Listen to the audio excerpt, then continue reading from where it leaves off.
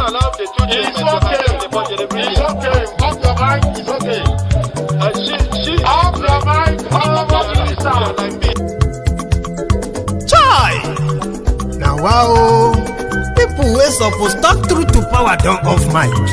And if we talk, now 500,000 they go summer us, call them hate speech. But fear not, Maiyegun don't come.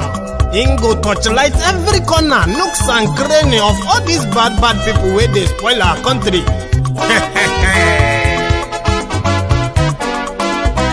So my people make we laugh, oh, yo, yo. Maiyegun don't come, oh, yo, yo. My people make we shout, oh, yo, yo. Maiyegun don't come, oh, yo, yo.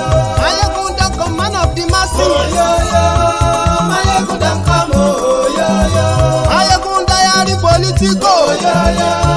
Maiyegun don't come, oh, yo, yo. This one not the off in mind, oh, yo, yo.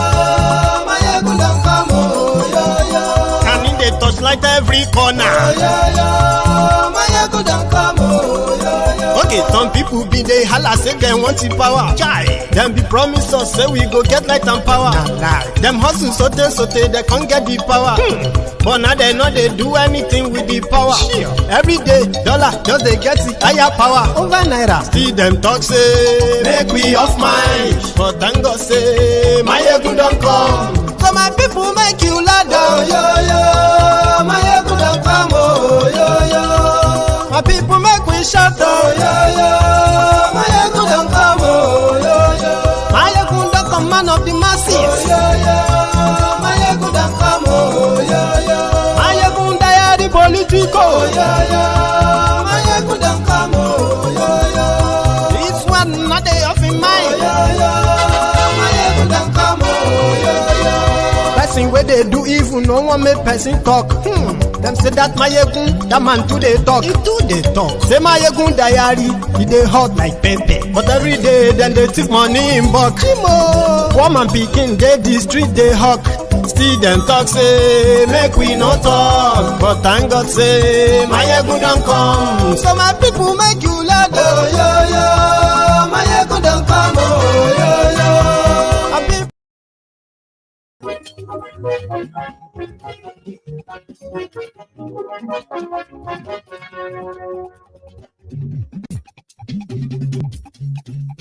Hello there. Maiyegun làwa mọ̀, làmọ̀ tó dodo.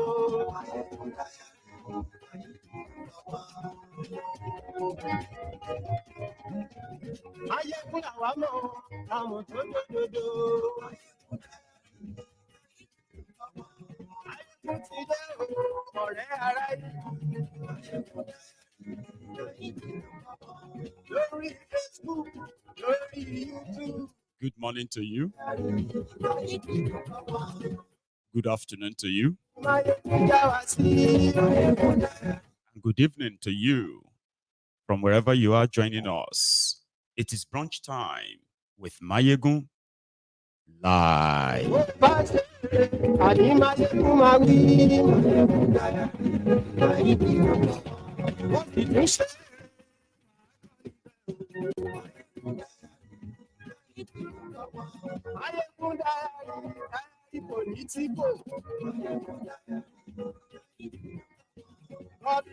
Catching up on Thiefnubu and his lies. They don't even last more than a day, right? Nigerians are lamenting and they are protesting, especially the affected Nigerians, and you can see the poorest Nigerians to some extent. They are out there protesting the hardship, economic hardship caused by Thiefnubu's policies. And all he knows is give them food and share money. So he came out on the 4th of August. In his recorded broadcast that got people even more angrier. Well, unfortunately, they didn't follow that up, right? Thiefnubu said he has done so much that he can't reverse any policy, clearly stated, However, he said he has given the state 573 billion naira to cushion the effects of the subsidy. And 2 days after, the governors who collected the money, they have come out to say, no, it's not a palliative. Don't send these people to us. We'll talk about that today. Meanwhile, today is the second day of the days of mourning. They declared in northern Nigeria right now. I believe everyone who is currently at their Jumat celebrating what is next. They are meeting in Lagos as well. Thank you so much.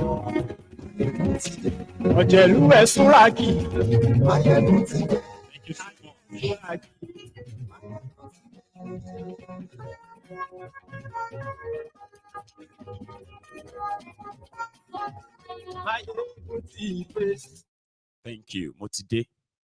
So good morning to you once again. Don't worry, it's routine. I'm so used to that now, okay? So good afternoon to you and good evening to you as you are joining us this afternoon on the brunch time with Maiyegun. Please like the broadcast, share it to invite your friends and maybe not so friendly friends. So it is update time. So 4 days ago, is it 5 days now? Yeah, 5 days ago. Went after Thiefnubu's policemen have already killed over 20 protesters. That was then. Now they've killed over 50. We'll get to that one. So he came out and he said, he read a speech which a lot of people considered as like campaign speech, filled with lies, misinformation, misleading information as well. But when you hear if you heard 573 billion given to states by Thiefnubu, because admittedly, the state governors have agreed, they've admitted that since Thiefnubu removed subsidy, they have been receiving nearly double their past allocation.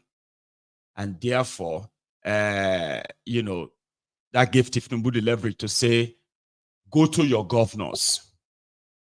I'm not absolving them of anything right now, okay? I'm just saying. Now, in 2020, when coronavirus, you see this money, it wasn't, Thiefnubu's idea to start with. Remember all the fraud of the COVID-19 in 2020, when almost the whole world was donating money to Nigeria. Nigeria made more than, more than $1 billion, no joke. More than $1 billion in donation, in cash and in kind that these guys stole. The food donated by China, right, was shared by themselves and stockpiled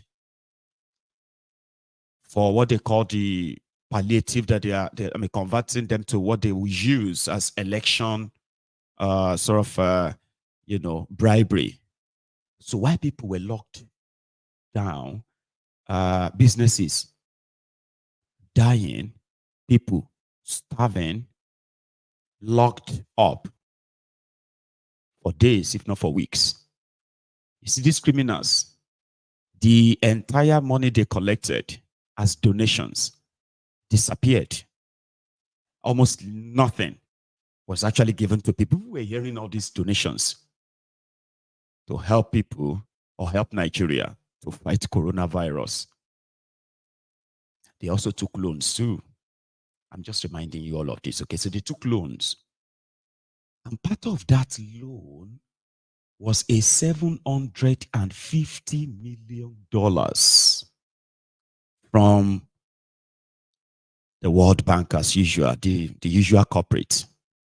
So the money was to be given to poor countries, including Nigeria, to help them in their recovery from COVID-19. But the money didn't get released until last year. But the whole process of who is going to get the money or why They've already been like in place. So the state governors who shared the COVID-19 money, food, and all of that at the time, some of them are gone. Some are still here with you as your governors. One of them is Seyi Makinde. So Seyi Makinde is pretty much in it. And another one is this guy from Nassarawa, Sule something. So when Thiefnubu used that as a means of saying his own government in call to cushion the effect of subsidy removal, he has given 573 billion naira to states and Abuja. That's pretty much to say, you know what? Stop shouting my name, okay? Go to your governors. They should be able to take care of you. I've given them the money. But it wasn't a gift. It was a loan. Among other loans that brought Nigeria to this, brought Nigeria to our knees today. So I'm going to start with this guy who, in fact, also touched something on the menace of Al-Majiri in northern Nigeria. I want to use his words against him and the rest of them. But to start with, Thiefnubu lied to you. Most of these governors probably have already stolen the money. Yeah, because it's a loan. So they told them to go and develop what they call the project plan. Okay? So we'll give you this loan. All right? But you must tell us what you want to use it for. So, and that is never, you will never find that once in Nigeria. So immediately they've put together all this nonsense project that they won't do. So the money has been shared even before, what do you call it? Even before Thiefnubu's subsidy trouble. When I say it's shared, it simply means all the states interested in the loan, they've submitted their request, submitted everything. They have been waiting for the money for 4 years or 5 years. They've been waiting for the money. But Thiefnubu and his gang, like the student loan, like all other nonsense they told you, which I'm going to possibly touch in the course of this conversation, okay? So he dropped that. And this guy, said, well, it wasn't a free gift, though. It was a loan, no. And it has nothing to do with your hardship. It has nothing to do with, I don't know. But listen to this. That's a Sule, their governor from Nassarawa. Billion was the first amount that was disbursed under a program called Nigerian Community Action for Resilience and Economic Stimulus. That is called NGCARES. That money came from the World Bank, and that was the second disbursement, which came in November last year. The actual amount was credited to the account of every other state, sometimes around end of January, February, depending on the state. Indeed, the total amount of this 135 billion, Nassarawa state came first by getting 13.6 billion, over 10% of the total amount. But that money is meant for certain projects. It's almost like a regimented loan from the World Bank. At what percent is for the repayment? Well, the World Bank actually is doing it at no interest. The reason is because, just like the name ad, it was coming in order to support the states because of the COVID. It actually started around there to 2020. So the first disbursement was done even before Mr. President actually came in May 2023. So the first disbursement was done. The second disbursement was when the Mr. President was there. And then the third disbursement was the one that was done again in June this year. That's the 27 you're talking about. It was advertised. It was advertised. Yeah. All of them are supposed to be advertised because it's a requirement by the World Bank that the money must be advertised. So there's supposed to be 3 installments. 3 installments. And all have been fully paid. All of them have been disbursed to all the states credited. Every state has been credited. No state is denying it. The only thing that the state would like to explain so that people will understand, it was not meant to go and cushion the effects of the economic hardship that people are facing. Because this is money that is tied to certain projects. For instance, in Nassarawa State, part of the money was to be used for the construction of 15-kilometer rural roads in every one of the 13 local government areas, at least 15 kilometers. So we ended up doing over 227 kilometers of these rural roads in the state. It's supposed to go into communities where there is no water and actually have boreholes drilled for them and solar power. It's supposed to go also into what they call cash transfer, where 2,000 people for 12 months will be given 10,000 naira each. It's supposed to go also for primary healthcare units, where everyone has to be given. So the money is tied to certain projects. The money is not for rice. It's not for palliatives. It's not for anything in that line. But in some ways, it's supposed to serve to alleviate poverty, like the cash transfer. Definitely. All of them are supposed to alleviate poverty. For instance, the World Bank identified certain routes that have to be done, in our state. And they selected all these roads one after another. And I will give you an example of one. It's an area where there is a lot of agricultural activity, a lot of post-harvest wastages, because the people didn't have the opportunity to bring out all these things. So by the time that we constructed these roads, the people were happy. They were able to bring out all their produce, to the market, and it empowered them. So reduce the level of poverty in those kind of communities. Other places where it has to do with health, with education, with agriculture. Take the one of agriculture. We had given, fertilizer and other farm inputs to the various farmers. So in Nassarawa State, for instance, the total number of people who have benefited from the NG cares of the 13.6 billion that we receive amounted actually to 259,754 beneficiaries. They all benefited from this particular program. How can we track them? Is it possible? Is there a platform? Yes. That Nigerians can go and see that these people receive these funds? You see, the biggest, who is supposed to even follow this closely? The World Bank. The World Bank are interested in ensuring that everything you say you are doing must have happened. If it doesn't happen, you will not qualify for the next disbursement. Take the one for the first 136 billion.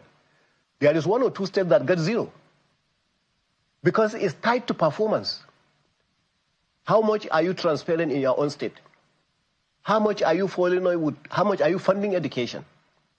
How much is your own accountability as a state? So the state that falter gets nothing. They get nothing. So the second tranche did not come because some of the states were not transparent enough in the first tranche. Well, it's not just about transparency. It's also provision of the budget. The DLIs, which is called the direct link, line link, actually have to be agreed. And the World Bank must inspect to ensure that you have met all these requirements before now the minister or the Ministry of Budget and Planning will now submit to the World Bank, and the World Bank approves before the money comes. So it's a World Bank loan. It was not money meant for us to do that. And the reason why Nassarawa State is at the forefront of doing this is because the second tranche, as I told you, we are number one. We got 13.6 billion. The second one, we got 27 billion. This, I will tell you, for instance, this 27 billion, not 1 naira has been touched in it so far. Because it's still it's in the bank. We got the money in June. Okay. And we are just drawing the work program right now. But the hit right now in places like Nassarawa State is that the money is there. We want our money. The minister said that the money is meant to be for so and so, but it is not. It's a World Bank loan. Right, but it's not also, they're not also wrong by saying the money is for poverty alleviation. Only that it is tied. It is project tied. Exactly. It is exactly like SUBEP. If you want me to call it in a very another language that people will understand, is a regimented facility.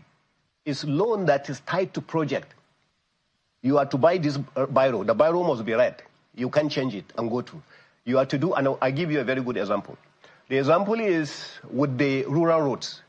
I told them, okay, I went to World Bank myself. I had a meeting with the World Bank and said, World Bank, these rural roads, sometimes when we do them, in less than 1 year, the rain comes and washes them out.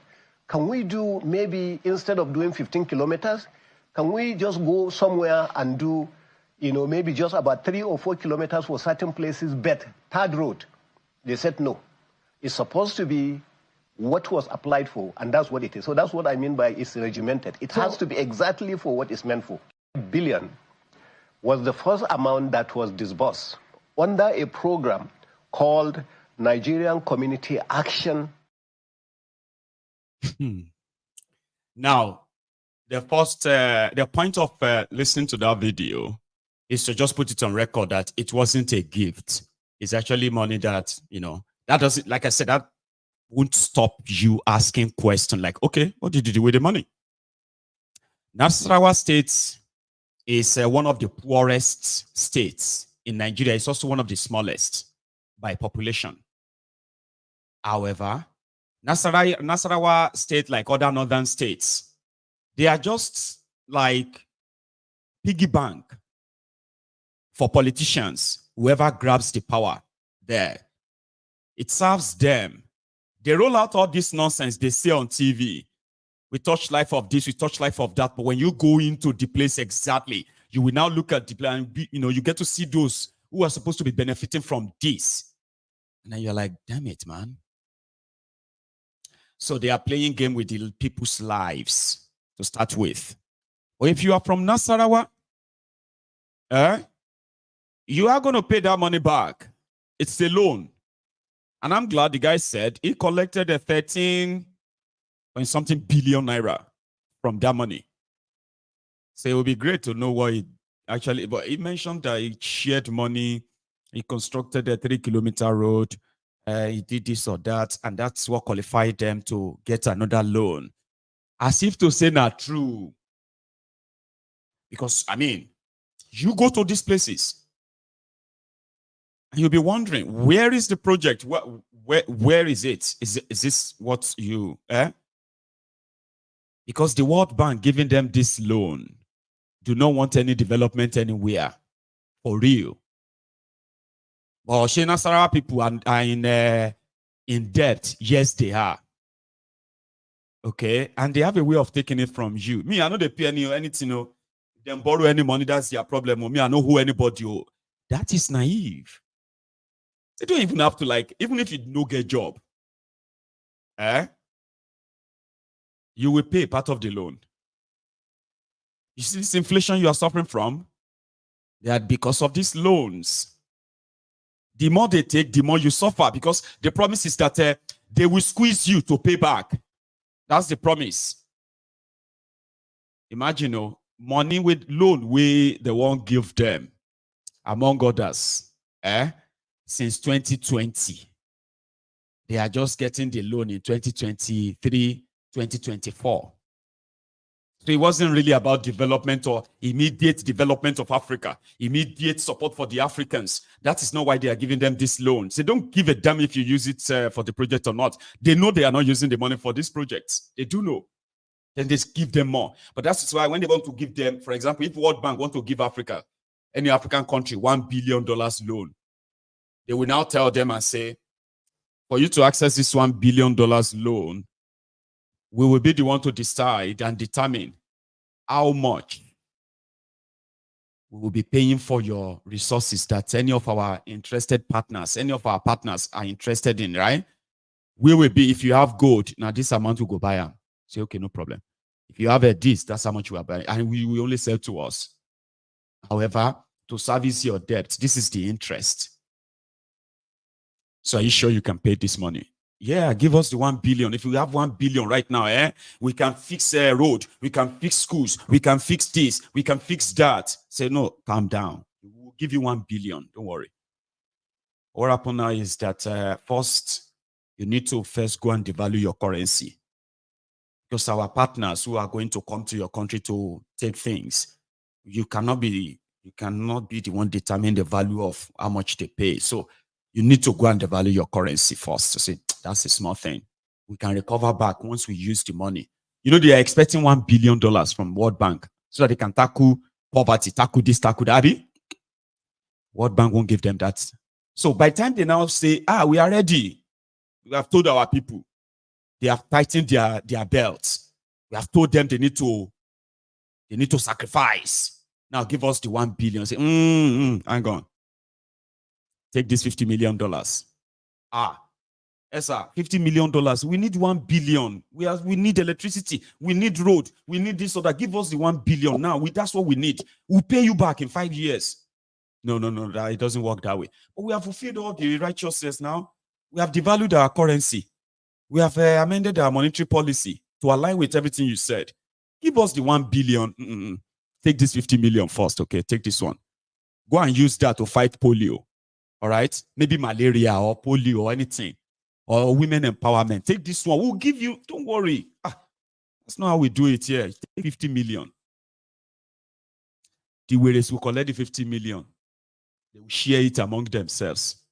They say they are fighting polio. Another 6 months, they will call them again and say, our people said this, your currency is still doing some strong get. You may need to kind of devalue it a bit more to unlock the remainder of your loan. Our people are already suffering. You find a way around it, okay? If you want to unlock the next one is 250 million. We are ready to give you 250 million from the 1 billion we promise you. Well, you need to go and cut that thing again, okay? Say, how are we going to do it now? Okay, don't worry. We'll find a way around it. We'll come back next week. Then you hear it. Breaking news. The Thiefnubu says so has increased the import tariff. They have increased charges on bank alerts. They have increased this or that. Once they announce that, then the next breaking news. World Bank approved $250 million to Nigeria to go and fight malaria. Yeah. Remember, they were promised 1 billion that they are going to put everywhere to make sure. Now they will now be giving them in tranches. Something they were supposed to give to them that time, right? That can now stretch for like 4 years, 5 years before they finally access the whole 1 billion. I'm just giving you a context of how they do it. It wasn't about development in any way in Africa, for real.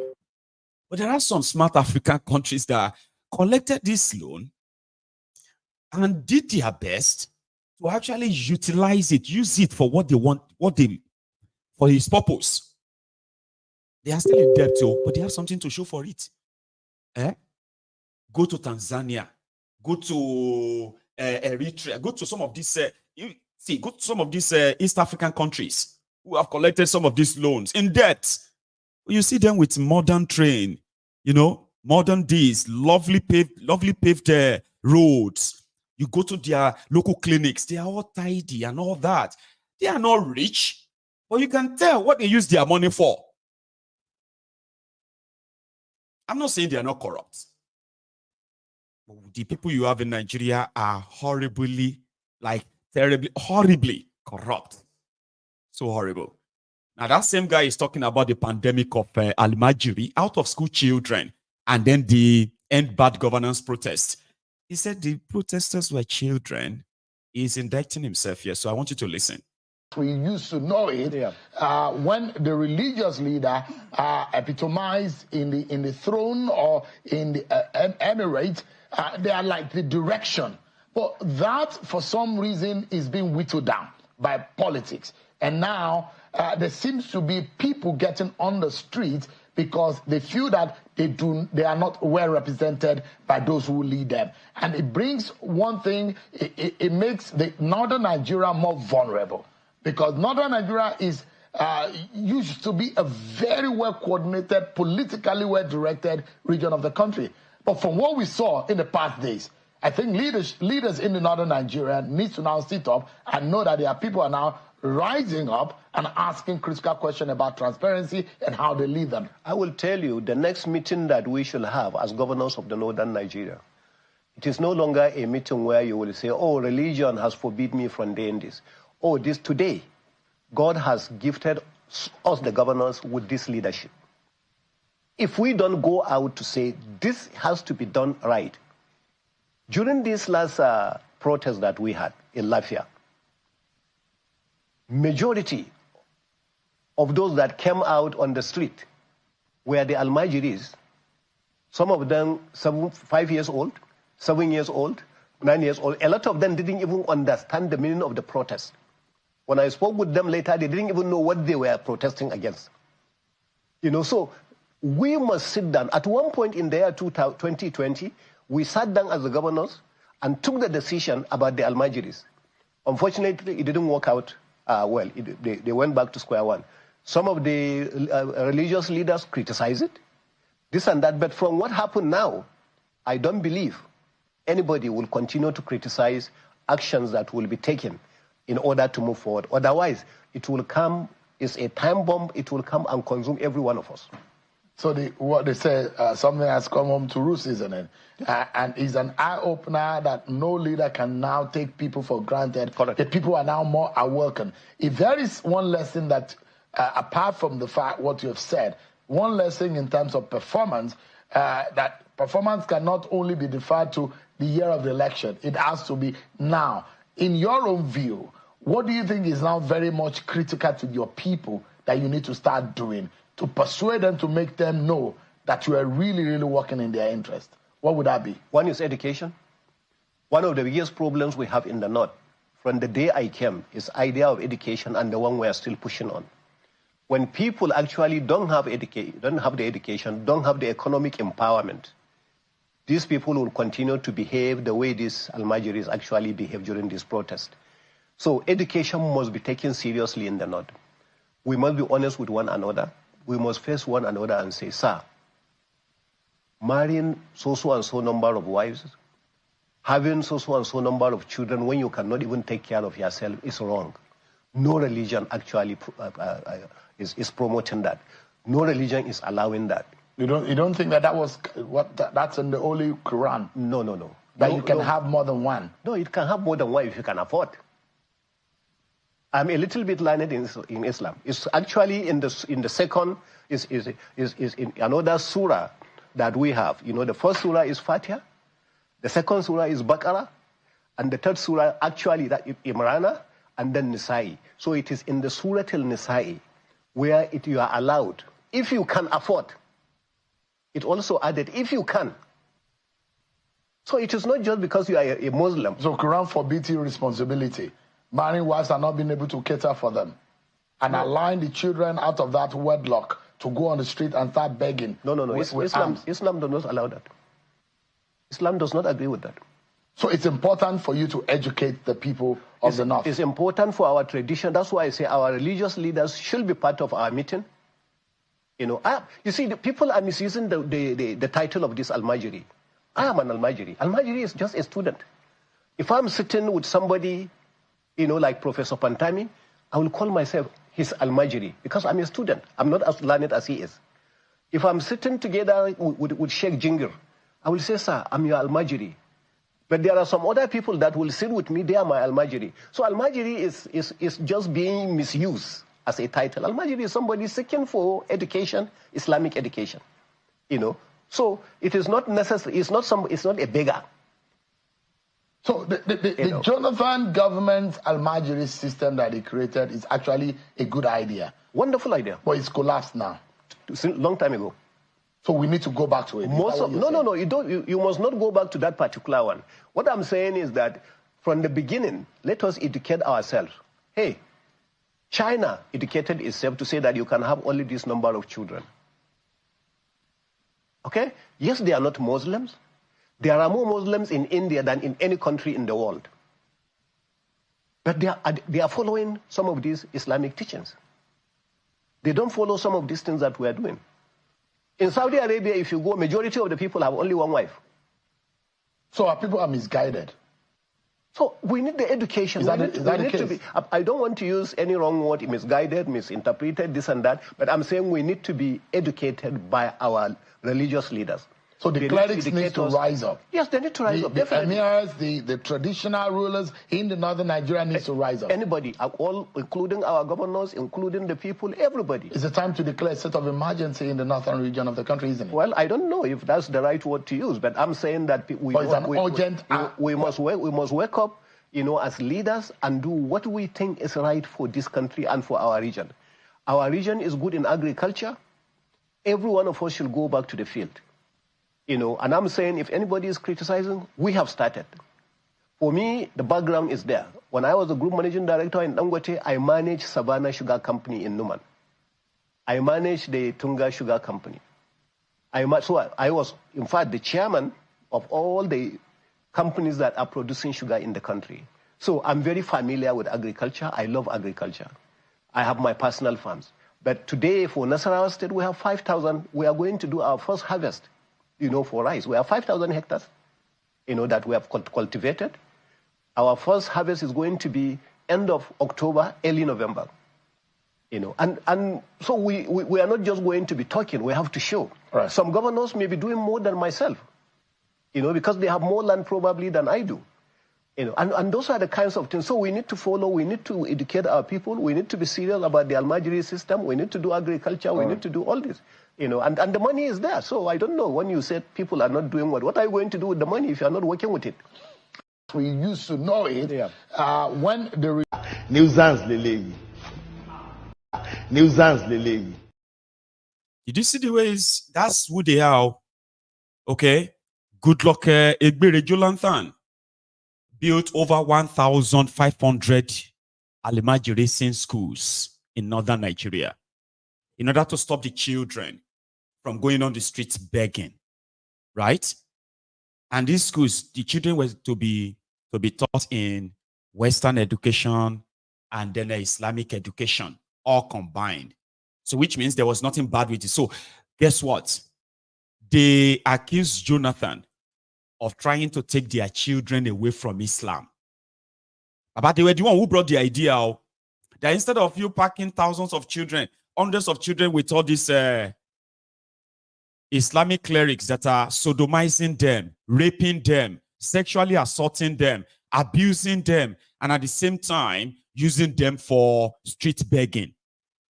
So if it is un-Islamic, how come these Oloribruku governors from northern Nigeria are so afraid of those Islamic clerics that education doesn't mean anything to them? They closed down all those schools. They stopped their children going to those schools when Bokwari became your president. Now the children they are now more on the streets. And the way is talking about agriculture. He said they had a meeting about this Almajiri pandemic few years ago. They had a plan, but it never worked out. Could they work out? Because there was no real plan for them. If Almajiri is fixed in northern Nigeria, it's just going to be a matter of time before these rogues are lynched in their own homes by these children. They will be more enlightened, educated to realize that the problem against them all their lives have always been these people who want them to be doing rank-a-day. Do you get that? So that's exactly why, Almajiri won't really finish. The hardship is now everywhere. This guy says he's participated in the protest so far. Now, they are taking a break, right? And he said that if Thiefnubu or Nigerian government fail to do something about this hardship, he is going to start his own terrorist group soon. I know you don't understand Hausa, not all of us, okay? But that's what he's saying here. Assalamu alaikum jama'an Najeriya. Ni dan Kano ne, Haushi. Abin da yake mana cikin ƙasar nan. Na yi imani da Allah. Ina nan sai na buwaye gwamnati. Yanda safin cikin bala'i, wallahi sai ta shiga bala'i. Ina ɗaya daga cikin mutumin da yake ƙoƙarin haɗa ƙungiya. Zan kuma haɗa ƙungiya, zan ƙirƙire ta. Ba zan faɗa da duk wani talaka ba, amma na rantse da Allah da miyagun masu kuɗin mu da suka samu cikin matsala da 'yan siyasan mu, wallahi tun da kan kamsila ɗan majalisa abin da tafi sama da rantse da ubangijin da ta wallahi yanda ka san ana yanka rago alƙur'an sai mun fara yanka su. Wannan ƙungiyar kuma very soon ba da jima ba za ta fito kuma za ku gani, za ku tabbata. Na rantse da Allah ba ɗan durin da muke shakka daga cikin 'yan majalisunmu da gwamnoninmu, wallahi in muka ce za mu yi sai mun yi, kuma muna nan muna shiri. Abin da zai faru a kansu wallahi ya fi abin da aka yi wa talakawa. Na rantse da Allah sai an ce ka je bi da ɗin ka ce ka haƙura ko takara sai mun zare maka sha'awarta da mulki a Najeriya don wallahi Allah yanzu durin uwar gwamnatin Najeriya, durin uwar sojojin Najeriya. Ni nan na faɗi wannan, uban da ya fasa kama ni ya ci gutsun uwarsa, ina waitin duk wani soja da yake takama shi ne ko wani shege. Ga nan ni nake wannan maganar ya kama ni, muna da ƙungiyar kuma ina ɗaya daga cikinta, muna nan muna haɗa da yardar Ubangiji. Wallahi da mutanen da suke sayan abinci suke ɓoyewa cikin sito don a goga mana yunwa, ba abincin ne ba mu da shi ba, da shugabannin da suke zaluntar mu, wanda suka haɗa kai da 'yan ta'adda suke mana wannan barnar a kashe mu, poverty, hungry, insecurity, kuma muna da shugabanni. To wayannan shugabannin wallahi na yi imani da Allah, mutukar abin da muke so har Allah ya ba mu ikon achievement ɗin shi, wa billahi lazi ba wani talaka mu, amma duk da kan wani mai kuɗi, in dai ya cika mai kuɗi ne mai ɓoye kayan abinci a house, da kuma gwamnatin da kuma 'yan barandanta wanda suke sa hannu ake cutar mu. Practically saying it in the video that if they want to arrest him, they should arrest him. But if things doesn't change, he's from Kano State. He will put together his own group, and they will start their own terrorism for survivor. And maybe you can ignore that one, okay? That maybe he won't do it. But the reason why you watched that video is just so you know that the economic corruption that has created the economic hardship in Nigeria by Thiefnubu and his illegitimate gang, we push a lot of people into further terrible crime because so many of them have gotten to a stage that now they value your life. Yeah, because you still have something. You have this comfy home. And you've got warm food, warm bed, right? So you don't want to die. Have you actually met Nigerians who are ready to die and they mean it? Have you ever met any one of them before? Oh, you are a comfortable person. I tell you, you may not be rich that the way others are rich, but you are a comfortable person. There are those who don't give a damn anymore. And it's not from today. Okay? You see those of them who are making themselves available to be recruited into terrorism and other criminal activities, right? They are not you. You are going to look at them and be like, how can you go and do? Why would you anybody go? Because you are comfortable, bro. You are. The situation that these guys have created, they've created monsters. It's just unfortunate that before the monsters actually consume them, we are going to be their primary victims. Dog eats dogs.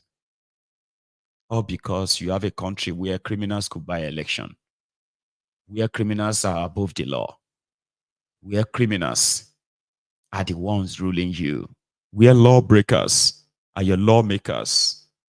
A messed up country that two people were bold enough to say it to their faces. One is Sam Amadi, was in the gathering where they were discussing the backwardness of Nigeria caused by the ruling class, and he didn't hold back. I don't know if you've seen this. It should be interesting, right? Now watch this. Gandola was in the room.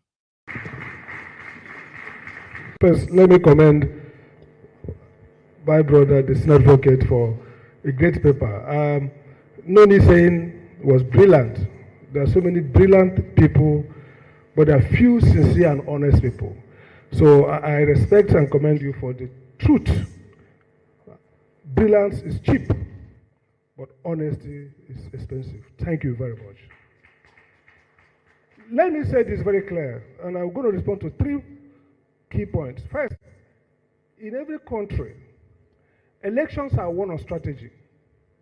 So in the US today, you see policy people, strategists thinking around messaging, thinking around mapping constituencies. In Nigeria as well, election is one of strategy. And the strategy of election in Nigeria is very simple. Bribe INEC, bribe Judiciary, commandeer the security, and they are done. The people that destroyed 23 election is INEC and Judiciary. The rules were clear. Son, The Electoral Act is not perfect, but it was very clear.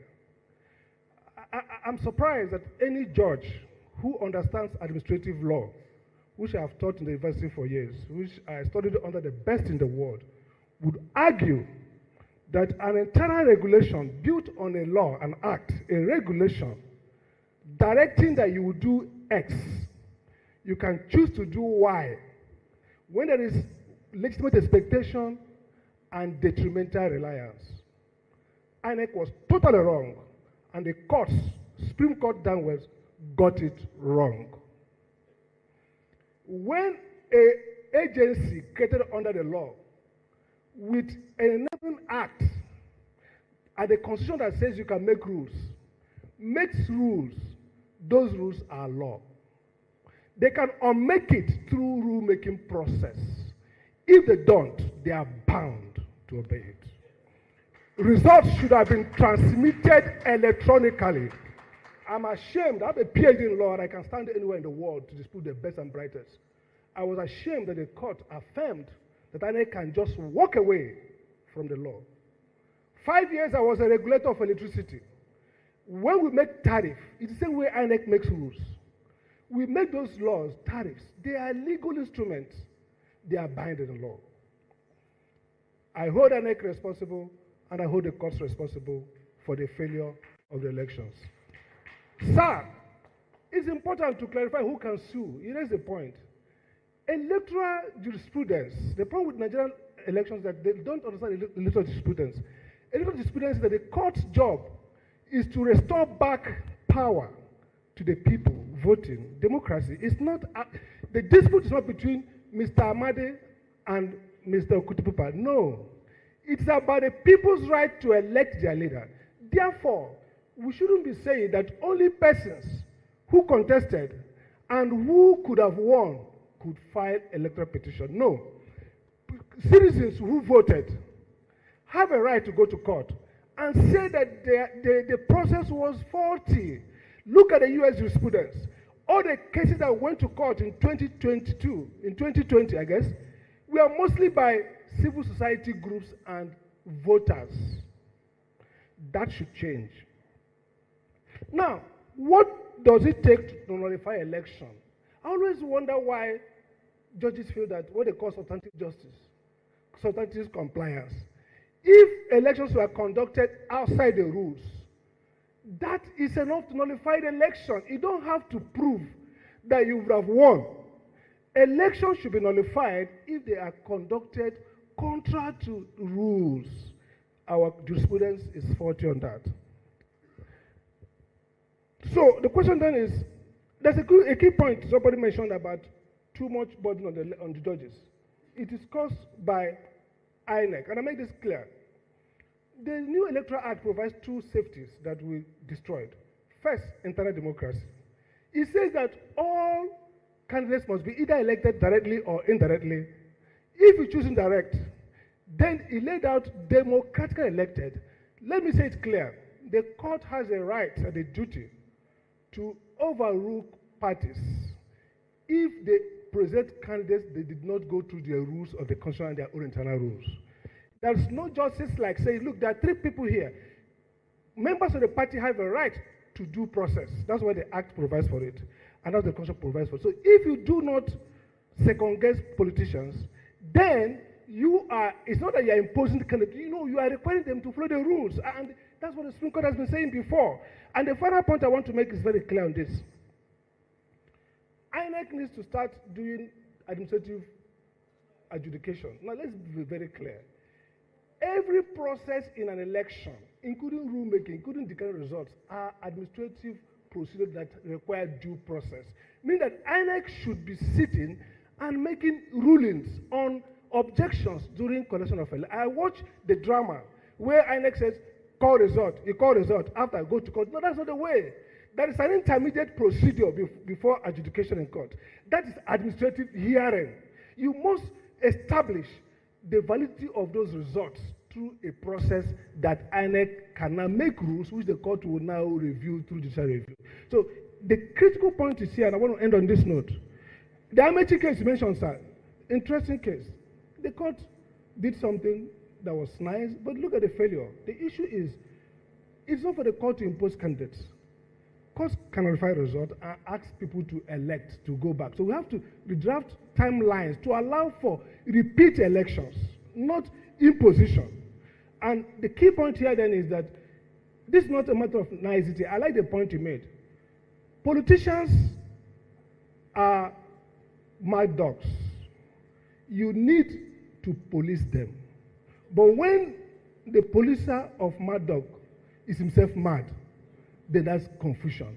The judiciary should no longer be thinking of politicians as people who want to do public good. The public interest is to impose order and regularity in politics, not to allow politicians to self-regulate. That is a lesson of history. I don't blame politicians, I blame judiciary, I blame INEC, because they abandon their work, and politicians are the ones who can never see power and leave power. You have to treat them as persons who have adverse interest to public interest and force through regulation the convergence of private and public interest. Thank you very much. Sam, thank you very much for that. Indeed, Nigerians will probably tell you, who are you talking to, right? Like, are you talking to the wall? Because you see, everything that is happening in Nigeria, including the state capture, is all intended. So that's why a lot of us don't really buy that idea of Nigerian judiciary or Nigerian this one or that one to do the right thing. It's gone. Do you understand what that means, right? You cannot preach to the choir at this point. The entire establishment, the entire institutions that were supposed to actually checkmate excesses of politicians, they are now being led by either politicians, their children, or their wives, even their concubines. Are those manning institutions, reputable institutions that were supposed to protect, that's why we said Nigeria is gone. Now, you cannot ask the criminals benefiting from these rots to fix it. They won't. That is where the revolution comes in. You have to, and it says something there. Politicians are those who want to self-regulate above the law. All right? And if you continue, there are those who will see power and they will never let go. It's intentional. And when you have people like that, you don't preach to them. I kind of appreciate him saying it to their faces dead, though, right? But you don't preach to them. You chase them as thieves that they are. Here is another lady in that same room talking about the rights of the people that has been so violated, and it's become the norm in that contraption. Using end bad governance protest as a point of contact. Let's listen to her. Working for the Hague Institute for Innovation of Law, but I've had the privilege in my past life to be a politician. So when you talk about mad dogs and corrupt people and bias, I cringe. The judiciary should not be seen mingling with politicians. Who are the judiciary? They're Nigerians. And I think that's for me, I think that is the root of the problem. Somehow, you become a governor and you're no longer a Nigerian. Somehow you become a judge, you're no longer a Nigerian. You're a president and you're no longer a Nigerian. And that is the root of the problem. It is a Nigerian problem. If you're a corrupt Nigerian and you're made a judge, you will be a corrupt judge. If you're a corrupt Nigerian and you become a SAN, you will become a corrupt SAN. The problem is a Nigerian problem. It starts from the home, it starts from the communities. We don't even hold each other accountable any longer. So, sir, I equally have a question for you. Perhaps we should legislate who people marry. Why should a prominent politician's wife be able to be a judge? It should be against the law. You see somebody that I laugh at it. He's a prominent politician, and his wife climbs up and becomes a Supreme Court justice. We have to regulate these things. And some people will say, how can you regulate love? You're not regulating love, you're regulating sanity and discipline.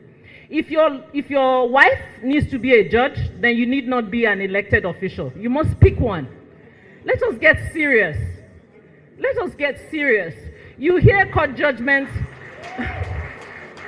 You hear court judgment, and the judge sitting there is the wife of a senator, and the senator comes on the floor of the Senate and tells us, well, in the bedroom, I have negotiated for some of you, and we laugh.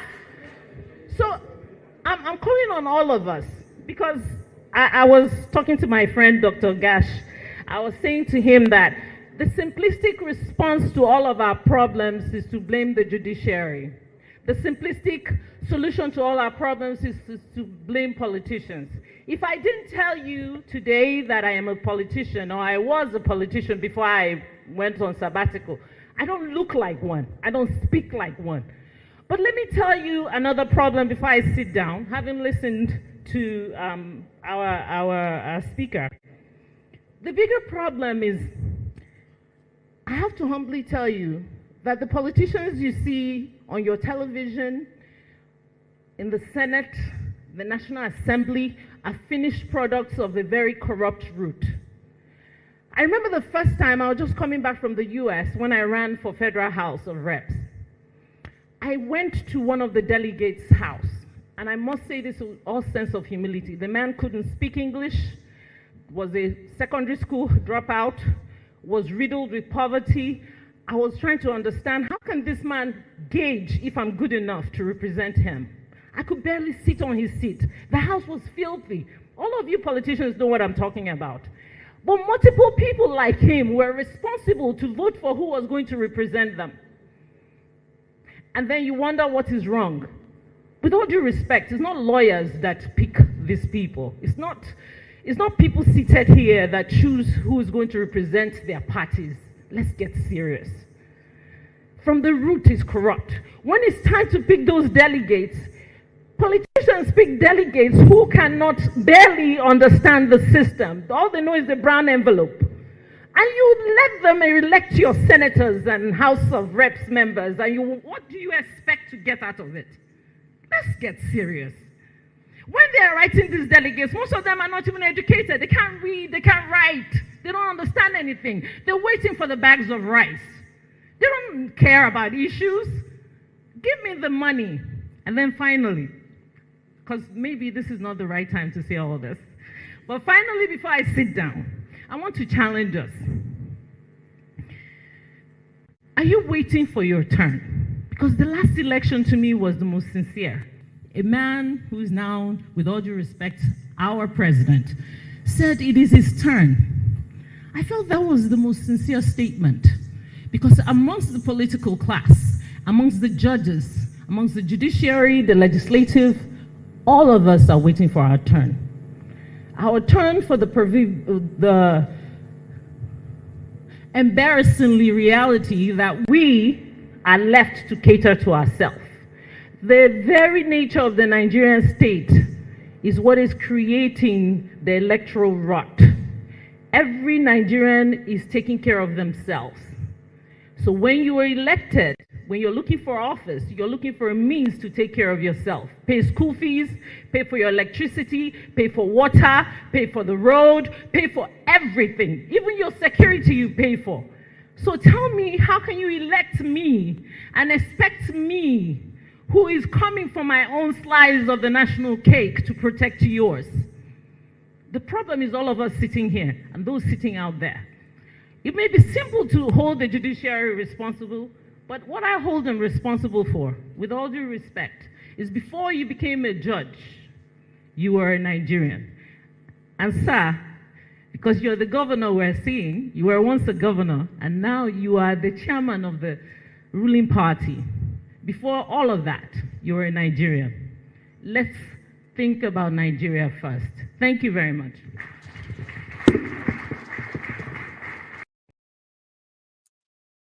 She is the realest among them. It's true. Nigeria is turn by turn Nigeria Limited. I have said this many times on this platform, right? When politician tells you that they are going to lift you out of poverty, they are practically lifting themselves and their families out of poverty. Yeah, that's what they are doing. And then they turn around and give you crumbs, bag of rice, brown envelope. You complain about insecurity, right? You complain about unemployment, right? Yes. You complain about the fact that, oh, we are hungry, right? Right. You say we want to protest, right? Right. You say, oh, you don't have medical facilities, right? You say you don't have good schools and good teachers, right? You say minimum wage, right? It's rice. Can't solve all the problems. You complain about Is rice. And she's so right. The political system in Nigeria is so dirty, so archaic, so corrupt that people have normalized it. And I'm talking from foundation. The delegates that chooses those who are going to stand up for elections are mostly the wretched of the wretched. There's a word for wretched. Wretched of the wretched. Politicians, senators, governors, they know the houses of the world leaders. They call them leaders. They are the deciders. They always bargain how much you go pay us. They don't give a damn about policies. Who cares about policy? Who cares about what you want? You say you will do better, Abi. We don't give a damn. All of us will collect 1 million naira before we can give you our votes. 1 million. How many are you? We are 300. That's 300 million. Let's do it 50,000. Look at this one. Your opponent has promised us 500,000. If you want us to elect you as the one, we are not interested in this manifesto, you know. So if you don't pay us 1 million naira or 600,000, that's over 170 million. Yeah. If you don't want to, don't worry. Meanwhile, somebody who has been in government as well, who has looted them, denied them all the major amenities, right? That money, that one will now come and say, don't listen to that boy, that yeah boy that just came back from abroad. It is say this place now, America. He doesn't know politics. Elders, Senator said we should give all of you 1 million naira. 300 million naira cash is ready at the state chairman's house. So all of them delegates, the illiterates, the semi-illiterates, the wretched, all of them will move. They are the delegates. They will collect the money, go back, and they will say, Dibo, Oti Wale. And that's exactly how it works. And they are also the same people who are also going to help them rig the election, buy the ones they want to buy, because it is just what it is. You that come with your idea. Benny, we know they eat all this your idea. This is your idea, I know they work here. Say, open it now. I have a brilliant idea. Say, your children, each child, my government is going to budget 10,000 naira per child, okay, per school term, which will go into providing this or that. This is the plan, sir. Now, you won't pay school fees anymore for your children. We must make sure that all of them go to school. So we'll provide it. This is how much it's going to cost us. I don't have money to pay you, but I can assure you, I will train your children. Benny, now so everybody they talk. Don't train my children. Leave my children for me. Leave my children. Okay? Do you want me to support you or not? That's what I'm saying, sir. Please, I do not have money. Then you are not ready. You are not ready. Look at that. See, what do you see there? See, that's a bag. Bag of rice. You see this bag of rice? Now your mate bring them. It's for the leaders. How many? Count it. 1, 2, 3. 50 bags, sir. 50. He just said that one that we should just use that one for Christmas. You are here talking to me about giving my children education, providing this. What is my business with that? This is how they run their politics in Nigeria. This is the structure you nurture. Okay? So then once they collected all of that, they are so happy we've delivered you. Don't fail us. So when you get to government, don't forget us. So you need to start coming to see us. You need to be seeing us. So What they mean by that is that every once in a while, please come around, give us food, give us money. Because you are going to need us again next time, you know? That's their politics. That's their structure of politics in Nigeria. And that's the structure of politics that the likes of Thiefnubu banked on to rig you in. I mean, rig himself in to this point, right? Now, one of, in fact, before I play you this one is in Yoruba. I heard that this guy is a musician. He's an artist in Nigeria. If somebody will be artist has this to say to you, who the hell are you? To remove clothes, wear baskets, because of Thiefnubu. Yóò ti rí ni gbogbo ẹ̀yin àfẹ́ ẹ má dákẹ́ gbogbo ẹ̀yin àfẹ́ ẹ má dákẹ́ ẹ ràn wá lọ́wọ́ ẹ ṣàánú wa ìnira yìí pọ̀ ara ní àwọn èèyàn àwọn ìyàwó ilé ń tọrọ 2,000 3,000 síbẹ̀síbẹ̀ kí ló ràn àárín epo ní 1,000 naira per litre ẹlòmíì ta tiẹ̀ ní 800 ẹlòmíì ta tiẹ̀ 900 ẹlòmíì ta wọ́n kàn ń kálukú wá ń tan torí àṣẹ tẹ́ ẹ pánjọ́ náà lọ́hùn wípé ẹ yọ subsidy ẹ má fún gómìnà kankan lówó subsidy kankan mọ́ ẹ má subsidize gbogbo tọmọ Nàìjíríà nídìí tẹ́ ẹ bá fẹ́ síra láyọ̀ kílẹ̀ tó fẹ́ kọ́ lọ́hùn ṣe fún yàrá hákùn mọ́tàkásù àtàzórí tó mọ́lẹ́ máa kọ́ ọ̀bìrà ṣẹbẹ́yìn àtìyàwó yín fọ́ǹbù pé kò sí tẹ́ ẹ̀ ní tán owó lẹ ní gbogbo nǹkan lẹ ní kí ló dé níbo lẹ ń kówó lọ ọdún mélòó gan ló kù fún yín gan tẹ́ fẹ́ lò láyé gan àwa tá a jẹ́ kéékèèké yìí gan à ń páyọ̀ Ọlọ́run pé ọdún mélòó ló kù tá a lò sí láyé ẹ ti wọ 70 ẹ ti jù bẹ́ẹ̀ lọ ẹ tún wá ń wá wàhálà ayé kí ẹ sì ronú àlìkìyámọ̀ yín kí lẹ ti ṣe gan fúnlẹ̀ Yorùbá tá fi mọ̀ pé èèyàn rẹ̀ ni kí lẹ ti ṣe fúnlùú tán ti bí yín gan bóyá lẹ kọ́ mọ́sálásí rí láyé yín rí wípé káwọn èèyàn mọ̀ sí lọ́hùn bẹ́ẹ̀ gbogbo oore tẹ́ ẹ lẹ́ẹ̀ṣẹ̀ àwọn èèyàn tí gbogbo wa rò pé èèyàn gidi ní àsóre kẹ́lẹ́ dé president ni kì í sóre ìbẹ̀rù Ọlọ́run kì í sóre àánú oore tẹ́ ń wá ni tẹ́ ń wá wọn náà ló sì ti tẹ̀yìn lọ́wọ́ yìí ẹ ti wá débẹ̀ báyìí nísìnyí ojú yín ti já kí ni wá níyín la lórílẹ̀‐èdè tó ṣe pé àwọn lẹ́ ń ṣèjọba lé lórí wọn wá ń pariwo pé nǹkan báyìí làwọn fẹ́ ẹ sì ṣe fún wọn ẹ yọ subsidy yẹn kún bẹ́ẹ̀ padà jámọ́ repo aléyé tá à ń rà nígbà ayé Jonathan látòrí bàbá Buhari làwọn èèyàn ti ń pariwo para ní àwọn gbogbo ayé tó wá believe pé tẹ́yìn bá débẹ̀ ẹ ṣe dáadáa ọmọ APC tọkàntọkàn lèmi o tí gbogbo èèyàn sì mà ṣùgbọ́n àwọn ò lè yanúlẹ̀ torí ń tá a fi jọ́yìn òṣèlú náà ni pé ká lè máa ríbi sọ̀rọ̀ fẹ́yìn tẹ́ ẹjọ́ ga wa gbogbo ẹ̀yin ọ̀gá wa tá a sì ń sòdodo ọ̀rọ̀ fún tẹ́ ẹ̀ gbé kọ́ọ̀lù wa mọ́ tẹ́ ẹ̀ lísìn sí wa mọ́ nígbà tábùkù rẹ̀ bá dé ẹ̀yin àtàwọn ẹbí yín náà lẹ́jọ́ jìyà rẹ̀ torọ́ Ọlọ́run rí pa à ń sọ fún yín ní kọ̀rọ̀ gbogbo èyí tá à ń sọ fún yín ní kọ̀rọ̀ tẹ́ ẹ̀ gbọ́ wẹ́ tó bá padà yá sọ síta gbangba torí wípé níjọ́ tẹ́ ń bẹ kẹ́ ẹ tó débẹ̀ ẹ̀ ń lísìn ẹ débẹ̀ tẹ́ ẹ̀ lísìn mọ́ gbogbo àkíyèsí tá à ń kọ́ ti. Because game to change. They use you and dump you. So that our brother says he's an APC member. Okay? But let's be honest. Seyi Thiefnubu told them. That's what he said. He said, Seyi Thiefnubu and his wife, his wife said they are already rich. What do they want to use all this money for? All this looting, all this. People who brought you in, they said they are hungry. Things are tough for them, right? Now, all of your good deed, that you help this one, you help that one. Now, it's all now, he said the reason why you helped the people that you said you've been helping was just because you want to be president, Abi. Now, finally, you found you have what you've always wanted. And the people are here, hungry, crying. That's what exactly go have you done for Yoruba people? That's somebody asking, APC member. Like, let's be honest, like, what exactly can they point at and say you have done for Yoruba people? Did you build mosque for people to say, oh, that mosque there was built by Thiefnubu for worshippers? He's a Muslim, right? He's practically just giving an example of to say, wait, what exactly go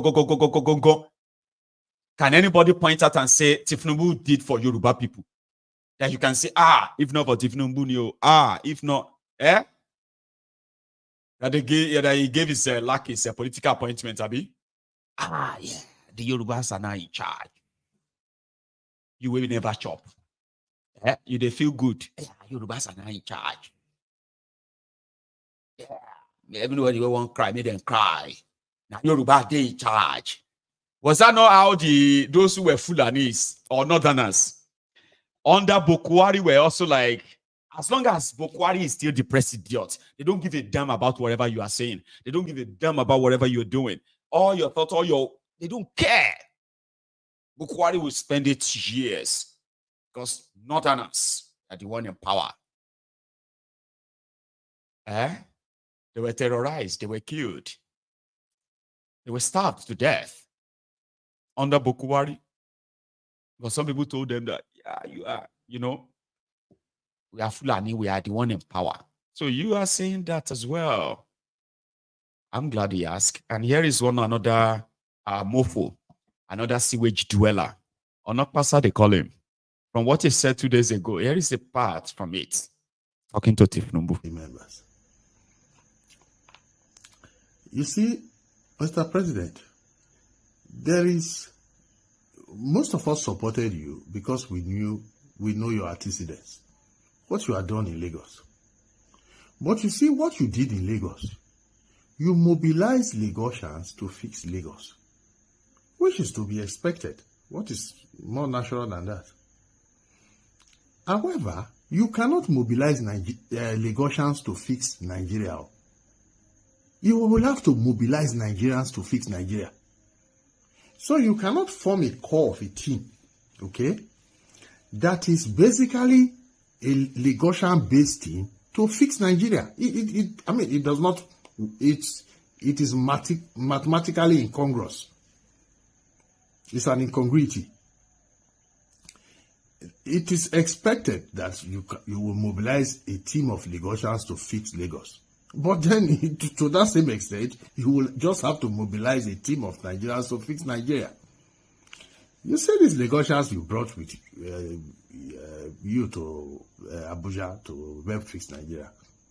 With respect, they are useless. Useless. Starting with that your chief of staff, Femi Gbajabiamila, the most useless amongst them. You will have to dismantle this team. With respect, my president. You will have to dismantle it and rebuild a true, genuine Nigerian core. It's not just a team in terms of appointment. There are these ministers. No. Your core team must no longer be a Lagosian team. It must be a Nigerian team. Otherwise, we will just continue like this. Most of them are just interested in making money. They don't love you. They're not interested in your welfare. Your political welfare. They are not interested in Nigeria, in moving Nigeria forward. These guys have been parasiting you for decades. Let me even use our Delta Palace. They don't parasite you rich. Discard them. Members. Nuisance lele. Nuisance. Ẹni òfò ni ẹ ṣòfò láyé ẹ tún ṣe lálìkìyàmá. Onokpasa is Rufai's friend, by the way. Sometimes he can just act so dumb when you ask him questions, right? He'll just be like, talk now. So I actually normally think he has a mental problem, right? It's like it's got, like choco. But I just remember that what majority of them are suffering from is that APC syndrome. The one that requires no need of your brain, so to say, because somebody else can think for you. It was on TV defending Thiefnubu. People are saying don't they tire. Like people will tell you before, I am batified. Are you batified? Hey, weary. Batified, we don't gotta kill everybody like say na tese fly. Yo mokoto is tese fly. Man kushire millions buying you. Standing on the mandate. On your mandate, we shall stand. When last did you hear the song or the sound of that? When last did you hear on your mandate they shall buy? On his mandate they shall die. On his mandate, Bola. On his mandate, Bola. On his mandate they shall die. People standing on the mandate don't turn cripple. I saw few of them, they don't feel walk again. Now hunger. It wasn't like a natural cause. It's not natural. Now hunger. He said that shout. Yeah, I love beer anyway, AB. And some of them, instead of them to tell us that they are hungry, they just suddenly just became aggressive. I mean, I feel sorry sometimes for them, but not really sorry though. I'm just saying. So instead of them to join hands together with those who are also tired, no.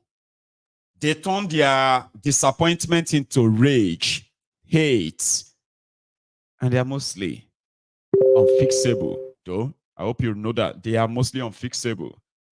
The Agbadorians and the class, unfixable. So yeah, he's advising Thiefnubu that those in charge of Nigeria under Thiefnubu are just mere guys making money for themselves, including this guy. Remember him? The one that single-handedly wrecked Nigerian oil sector. And he's still the NNPC director. Mr. Chairman, we are faithful, loyal, and committed to the progress and development of this country. We are Nigerians. I'm not sure we like this country. We do not, Mr. Chairman. It is our duty to protect the overall interests of this country by the provisions of the law, Mr. Chairman. The Petroleum Industry Act, the Company and Allied Matters Act, and other enabling regulations and laws that govern the activity of the oil and gas industry. Mr. Chairman, we are not in breach of any one of them. Mr. Chairman, the NNPC is a company owned by over 200 million Nigerians. And I happen to be the chief executive of this company. And the law is clear around what the chief executive of this company will do. Our memorandum article of association, the Petroleum Industry Act, and all other enabling, including CAMA, which was legislation by this Honorable National Assembly. They are clear that the board and management of NNPC must maximize value for this company, Mr. Chairman. This company cannot have negative profits for 3 years. The CAMA say you can shut it down. Mr. Chairman, it's our job to protect this company, but it's also our job to protect other businesses around us. Mr. Chairman, let me be specific. And I will wait for the public hearing, and I also agree with my Honorable Minister that it should be broadcast live so that Nigerians will hear us, so that all the misinformation that you see today will be put beside, so that Nigerians will know the truth. And all of us here see what's happening in the media. Targeted personal attack on my person, on the institution. And we all know how this works. They are deliberate, they are calculated, so that create the impression that the NNPC Limited and our leadership are doing anything to create economic sabotage in our country. It is far from it, Mr. Chairman. This company has grown, Mr. Chairman. We're proud to say this. From a loss company for 43 years to a profit-making company today, Mr. Chairman. Mr. Chairman, it is very clear from everything you have said through this investigative hearing that you can see the majority of the issues you have read have nothing to do with the NNPC Limited. Yet, everybody believes, by sheer misinformation which my minister has highlighted, the NNPC is responsible for creating any economic sabotage in our country. The legitimate expectation from Nigerians that why can we be an oil-producing country with 4 refineries and yet importing sometimes 100% of our petroleum product requirement? It's very sad. The GMD Emeritus has told you the steps that we have taken when the Port Harcourt refinery is going to be in place. But I assure you, GMD will follow it up to make sure that within the life of this administration, before Baba's tenure ends in 2023, we'll deliver only 4 refineries.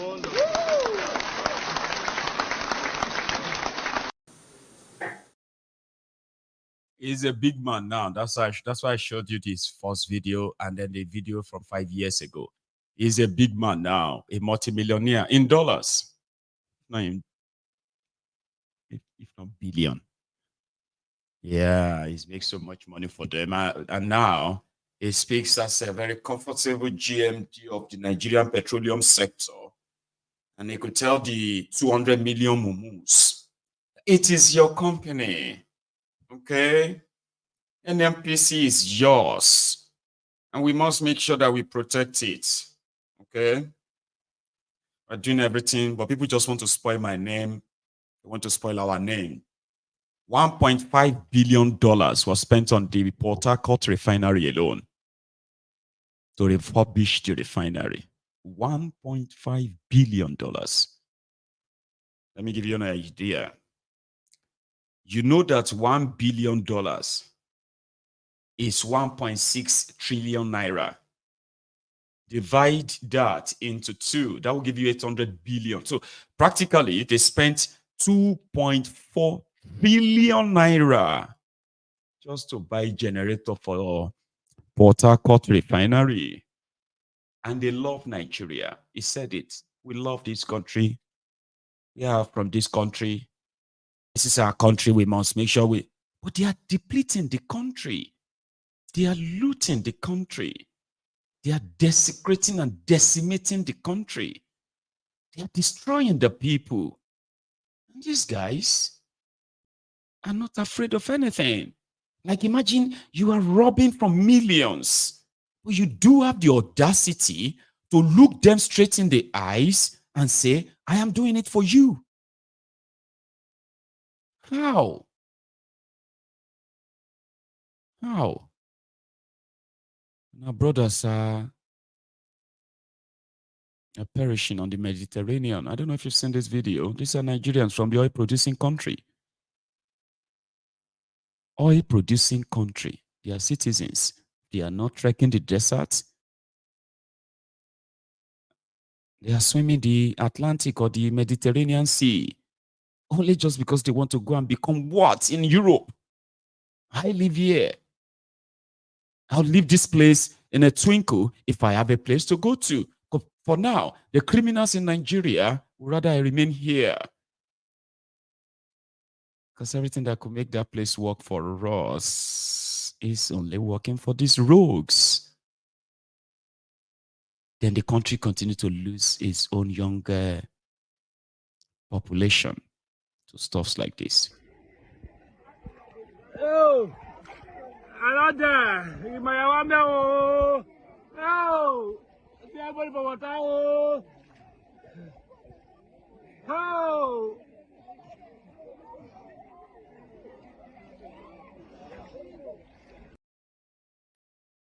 Their boats, overcrowded, rickety boats that they were using to cross the Mediterranean Sea from Sahara Desert to Europe, capsized. And good enough for them, they are close to a rescue point where they could throw them these life jackets to, like, that place could work for millions of you if the likes of these rogues are either dead or behind bars, and everything they've taken from you collected back from them. It's unfortunate that some Africans, young Africans, are willing to die in the deserts, die in the Mediterranean Sea, than confront the criminals who are destroying you. If you are willing to die on the Mediterranean Sea, that risk.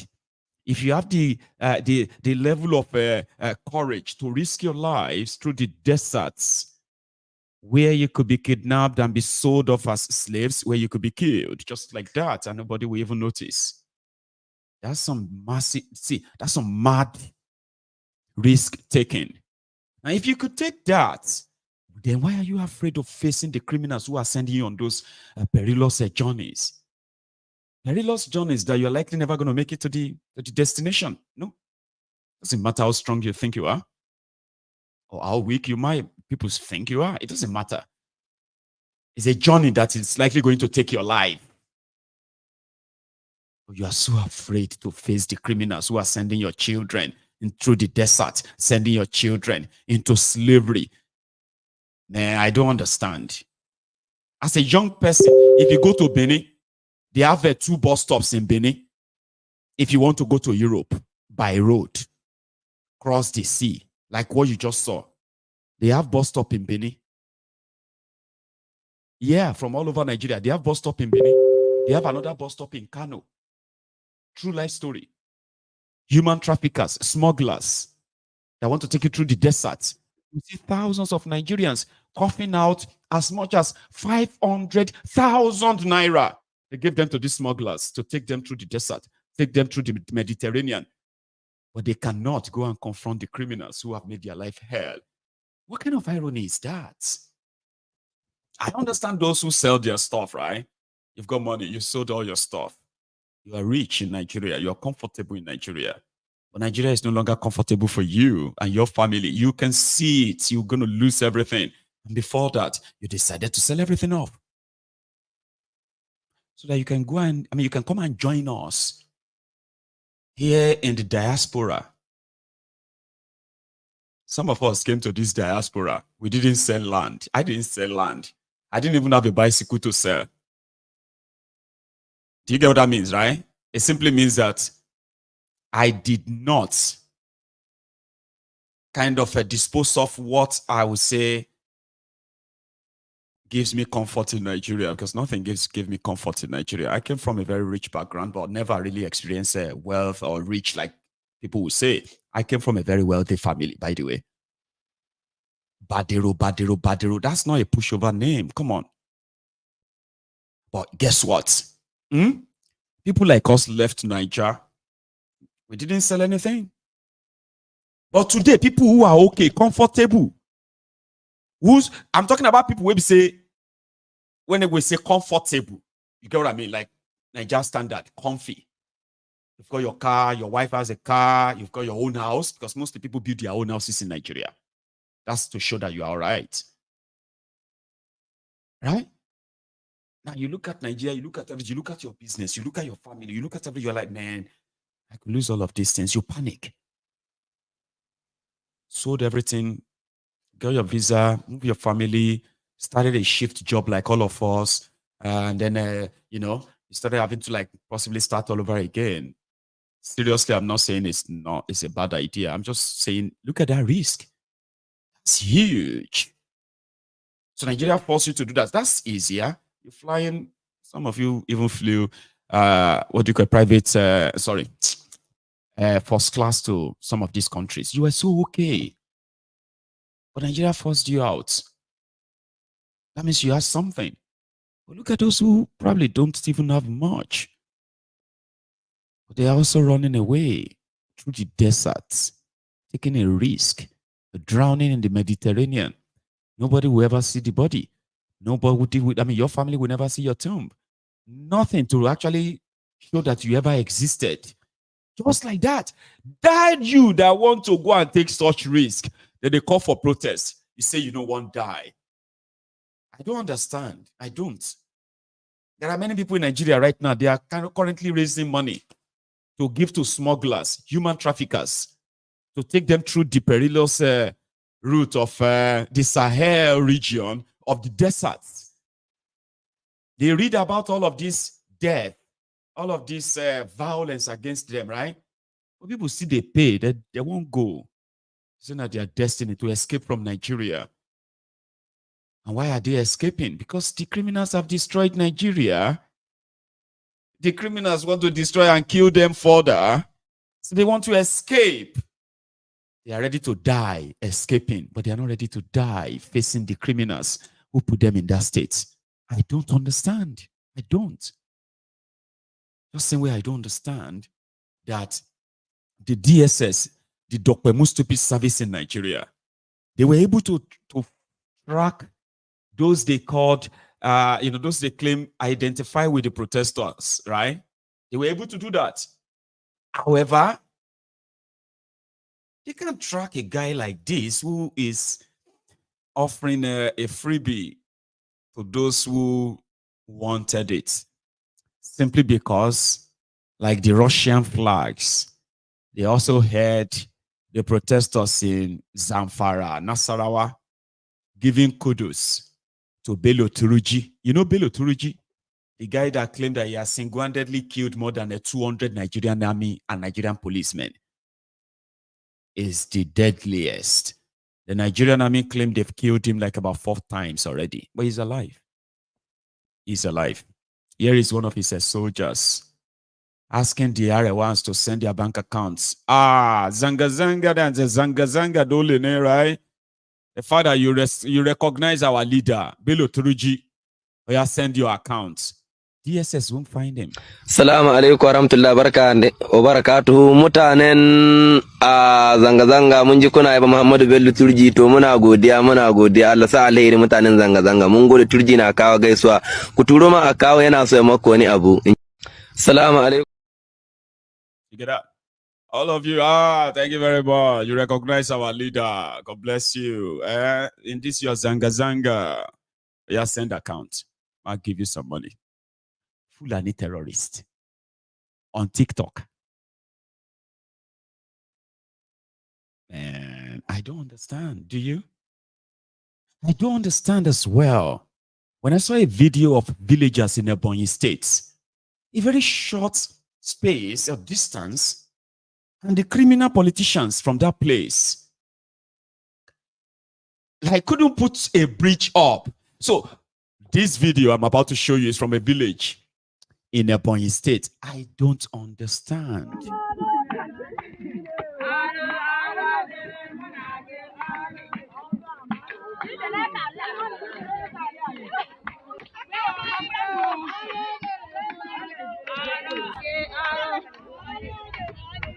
As you can see, the community are really suffering because they don't have a modern bridge. What they are using is locally made bridge with bamboo tree. That is what they normally use, the men. I don't understand. Usually people say, worship houses like churches and mosques, they are sacred. They are like sacred. And therefore, if you run into a church or you run into a mosque, it's like seeking refuge. There's something there called like sacred. I don't think anything is really sacred in Nigeria. Let's be honest, okay? They used to be. See these protesters that were shot at, and they ran into a church in northern Nigeria, by the way. Forget it. The soldier followed them and entered there. The rest is history. But before the video cut, see the pandemonium. So I don't understand again.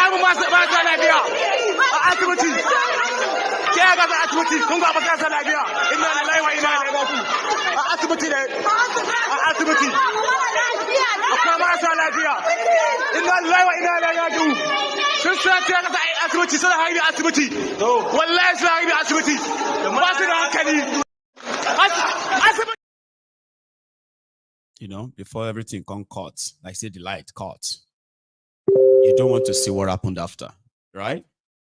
And that also happened. So I'm like, nothing is sacred anymore. You know, it's just pretty much like everything is now like as it goes. And that's what Nigeria is in the truest sense of it as we speak. So I'm going to stop there. I'm supposed to take calls, right? But if I would take one, right? But I've got an announcement to make. I want to say welcome to all of you, the Yoruba Unionists, who have, who have signed up on our Yoruba Union website membership platform. It's all coming together. And see, if you haven't joined, there are a few things I need to say for those of you who have joined. The membership of the Yoruba Union, okay? is in two phases. The first one, you can sign up. Sign up, don't choose any membership or whatever you. Just sign up and become a member of the platform. But you will never be able to see anyone. Like you won't be able to message anyone, and you won't be able to see the profile or the profiles of other members. You have to be a paying member to be a member of the union. It is what we all are set up, and it's coming together now. Yoruba Union platform is going to be like an alternative social media platform for us eventually, whereby every member of the union can help share everything that concerns the people of Yoruba land and bring them to our attention. Also, being a member of the Yoruba Union through that platform, you will also be able to participate, volunteer in most of our programs and our projects as well. It's going to be so interesting. You can make friends there. Yeah, the purpose is to build a community. You can make friends. You will, but I don't want to say you can. You will make friends, and then you will be able to also network this time around with people like yourself. It's going to be so great. It's already great. A lot of people have already signed up. I have signed up. A lot of us have already signed up. And if you are in the verge of that, so you will need to set up with your own banking details. That's it. That's your verification. So if you are joining, like I said, it's a two-way thing. So presently, we've had our Nigerian members who have joined. It's really, this is Korikoso's account. So African Wala made a video. He kind of, prepare a clip to show to us, especially Yoruba Union Yorubas who wants to join us. I'm coming back. May I show you? There are 2 steps to successfully sign up into the yorubaunion.org website. Once you get on the landing page, you click on Join Now. Once you click on Join Now, you select your choice. For example, I click on my own editable choice. Click on Select. I choose my price. If I decide to leave it as £1 or £10, the minimum amount is 10. Let's say I select £5, and then I choose my username.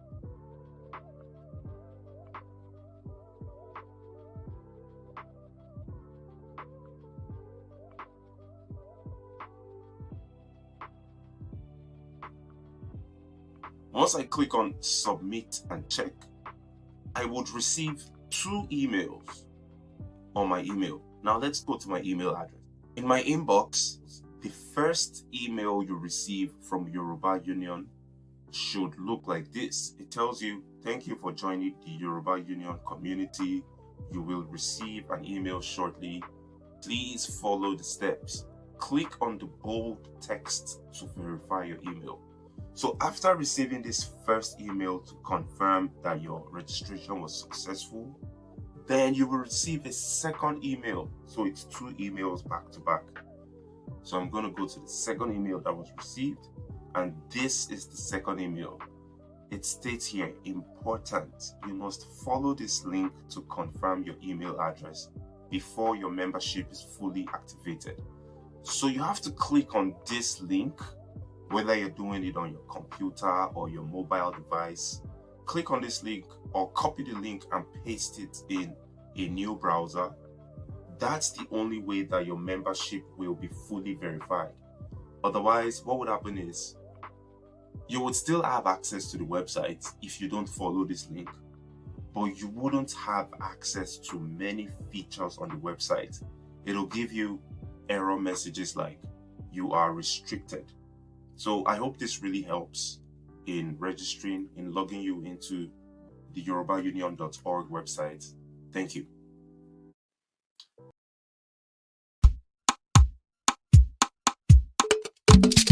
Kò lè bàjẹ́ o, kò lè bàjẹ́ o, àṣà àti ìṣe Yorùbá o, kò lè bàjẹ́ o.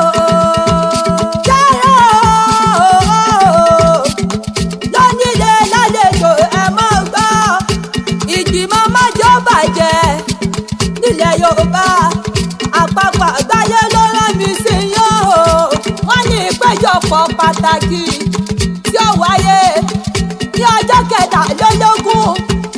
títí di ọjọ́ karùndínlọ́gbọ̀n oṣù kẹjọ 23 to 25 of August ní ọdún 2024 tàwa yìí náà ni lágòókò ọ̀sán èyí tí ó wáyé ní ìlú Glasgow ní orílẹ̀-èdè Scotland United Kingdom fún àṣà àti ìṣe ilẹ̀ Yorùbá yìí náà ni olè tí wá lè ra tíkẹ́ẹ̀tì yìí ebó lẹ̀ ń wò lójú amóhùnmáwòrán.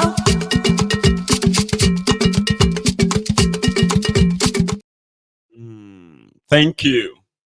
So before I take calls, this is what I want to show you. So like once you become a member of the union, right?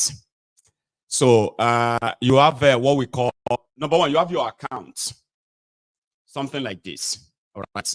So once you get through, you go onto your profile, which is that smaller stuff here, right? Profile. Now this is my profile. Now, because of my activities, including the people I have sent requests to become their friends, to be able to message them privately, they can be able to see me, I can see them, and we can, you know what I mean? So this is my profile, right? Then going forward, I want to go to our community. This is our community. Now, the community there means that this is where you're going to see everybody. You can send, you can become friends, you can, you know what I mean? Like, you get to know who is who and what's going on. We have a group, and you can also create your own group for any purpose at all that has to do with the union and the union's ideas. So yeah, you have the community, and then we have people behind the scene who are also going to be helping us as well. Okay, so we are building something. Currently, I think I have how many friends? I think I already have about 14 friends. Yeah, we just started yesterday, so we had a little bit of some problems, right? I've been the day one. I'm verified as well.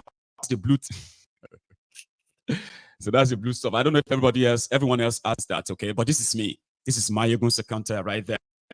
My account is verified. Everything is there. I've got, I've gone through all the process, just like everyone else who is joining, and we will be answering all questions. Yes. So one day I'm going to bring you, or one day you're going to be a member of this platform, and you are going to see thousands, if not millions. So imagine when the Yoruba Union platform has like, let's say 1 million members or more. I won't tell you what that means yet, but you can imagine it in Yoruba land, an organization that can brag, that is bold enough to say these are our members. Guess what? Every person you see on that place is a due paying member. I pay, my own is £10 a month. Others are setting theirs. You can set yours. The minimum you can set as your monthly membership fee is £1. And from all over the world, you can be part of it as a Yoruba man. That's the purpose. We want to bring everybody closer, right? So you'll be able to read about the Yoruba Union Constitution is on there, right? If you join, you see the Constitution. You can read through. You can get to know about what are the roles expected of you as members. What are the roles expected of you as leaders? And then, we really want to build, you see what they call that revolutionary of the mind. We want to stop talking about it. We want to start doing something about it. So that when we look back in a few months or in a few years' time, we can actually take on these guys. That's my own goal, right? I've told you that if you have the number of people who agrees with you that these guys do not represent Yoruba people, then we can lead those people to get rid of them. So if you are laughing at us now, you won't be laughing for long. So I'll leave it at that. So yeah, Yoruba Union, Yoruba Union Summit also comes up later this month. If you are within the UK, please join us. Join us and just come and be part of what we are cooking. We are cooking something. And then we need to take it out of the social media. Yeah, there are some things we want to take out of the social media. We want to build our community out of the social media. Okay? And then you see what happens next. You can imagine it though. I'll be back in a minute. Let me take a short break, okay? I will be back. Just less than a minute, or maybe a minute. Thank you so much. If you have to leave as well, please like the broadcast. Don't leave without doing that.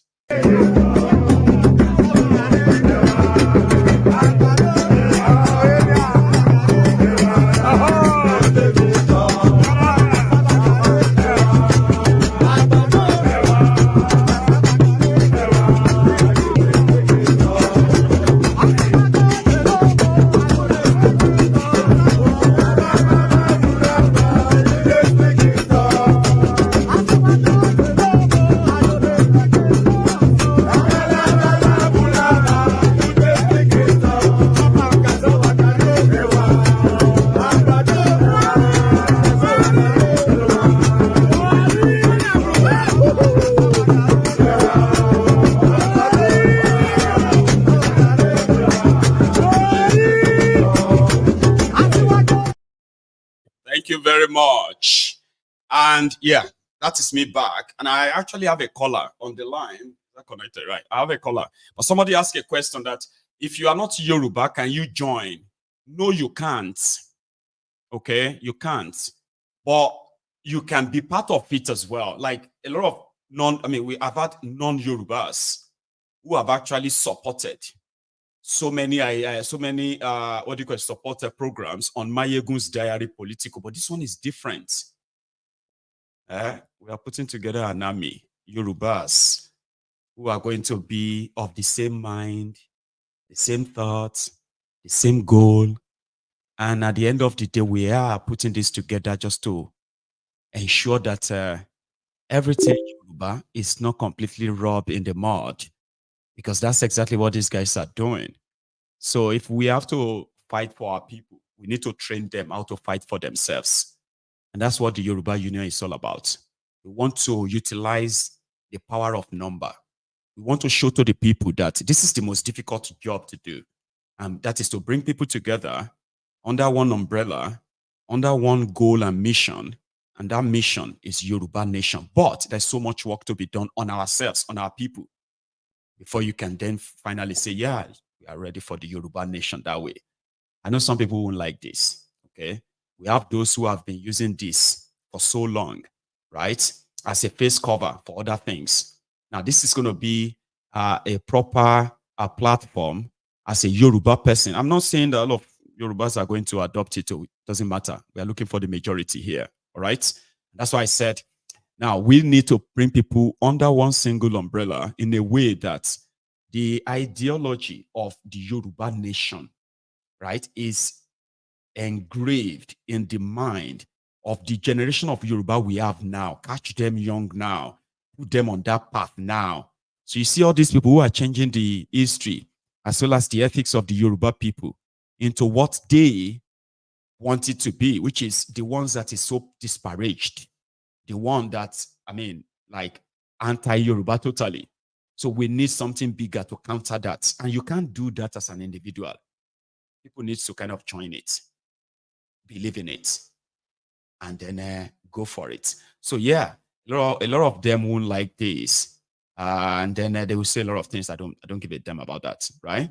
So we have a community that is being built as we speak, a community of volunteers, a community of Yoruba. So if you are non-Yoruba, right, you can still be part of it, but not as a member. No, don't let us conflate, don't let us confuse things, all right?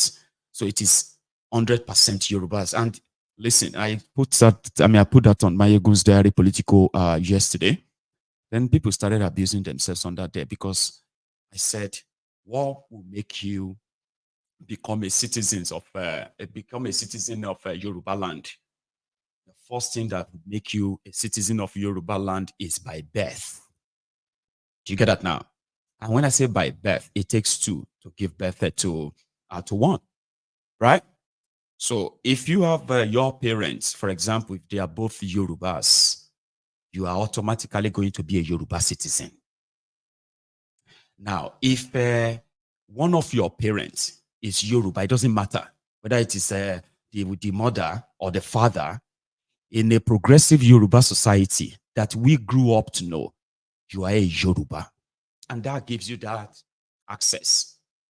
The other one that can make you a Yoruba citizen is by marriage.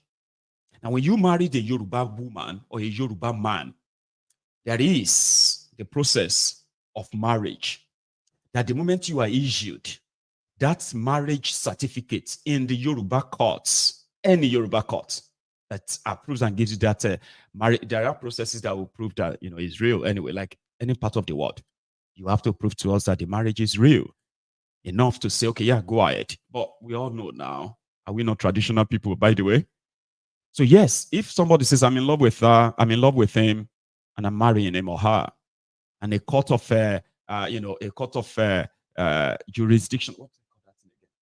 A court of competent jurisdiction issue you a wedding certificate. That's what you need, right?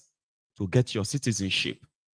Go ahead and pick up your citizenship form answer the questions about Yoruba land, which is more or less like they'll say living in the UK. I read that before they gave me their residency here. Living in the UK, I had to read about Magna Carta, read about this, read about that. And I answered questions that I paid for. Now, you are married to a Yoruba man or a Yoruba woman with a family, right? And you want to be a citizen of Yoruba land without maybe losing your own citizenship elsewhere. Just follow the process. You've got a certified certificate of marriage, right?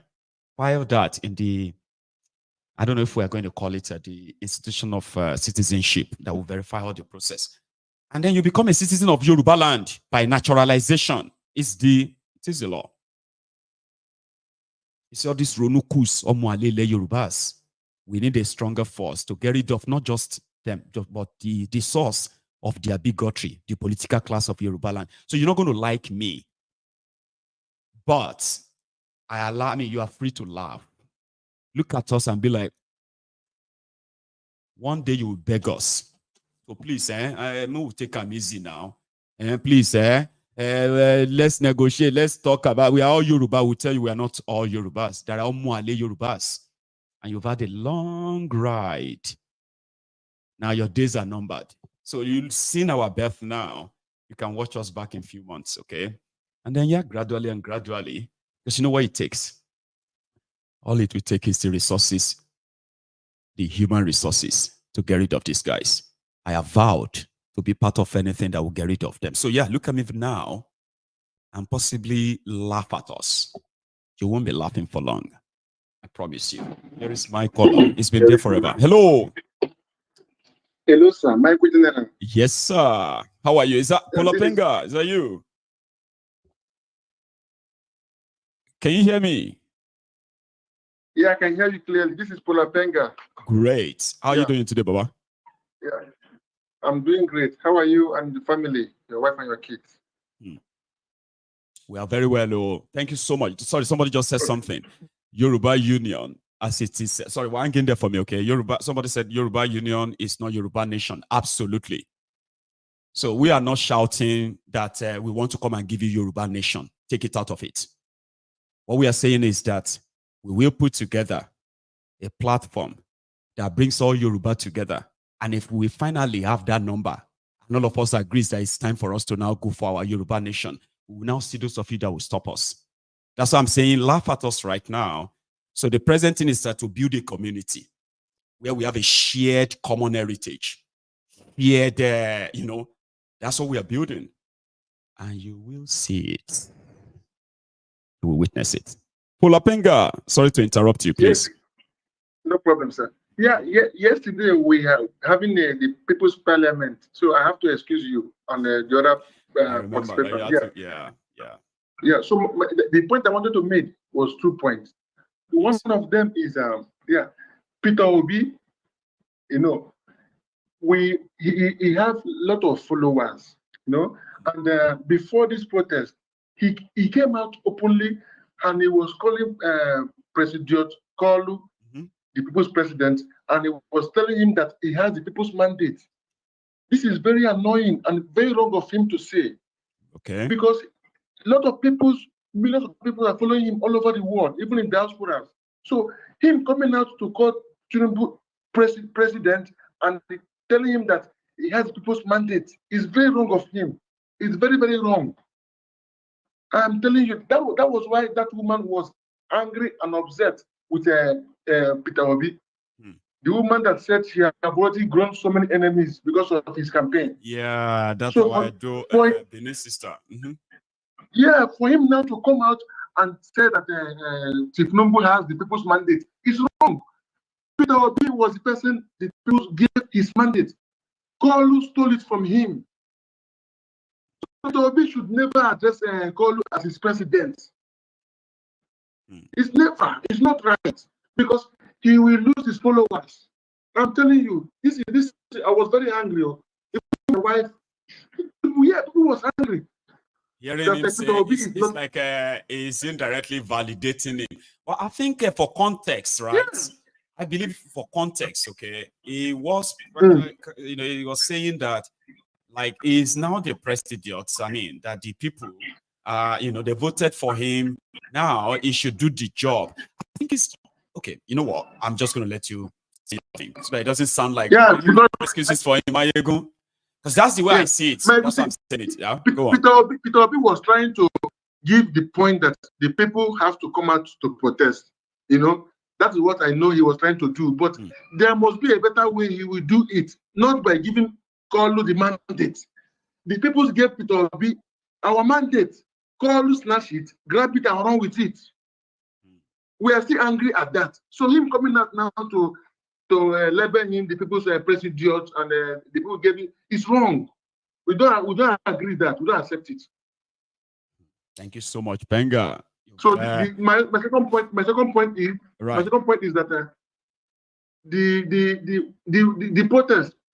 One of the organizers said that tomorrow is the last day of the first protest. The first 10 days. Yes, that we need 1 million Nigerians in each state, including FCT, making it 7 million Nigerians to come out massively tomorrow. Massively to shut down the whole nation. We shall see you.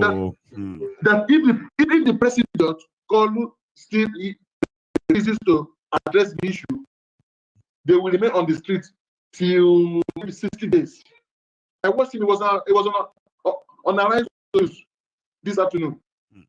I actually saw that too, right? Yes. I wish you can bring it up in your screen. Maybe people can see. I'm gathering stuff right now. People are protesting today.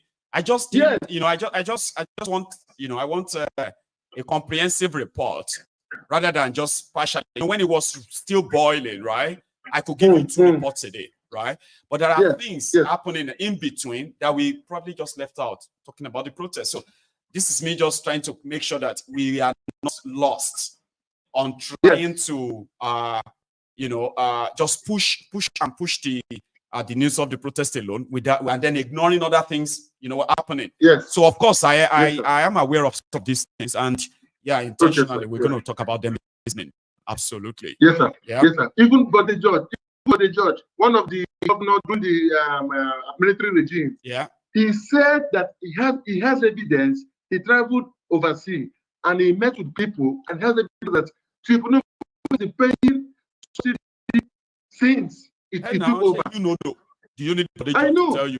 You've been here on this platform from day one when he said he removed it since last year. Have we not been saying that it's a lie? They went came back in September and said they are still paying it. They pretended that it wasn't news. Yes, we know. But the judge, but the judge came out openly. So he said Thiefnubu is still paying subsidy as of today.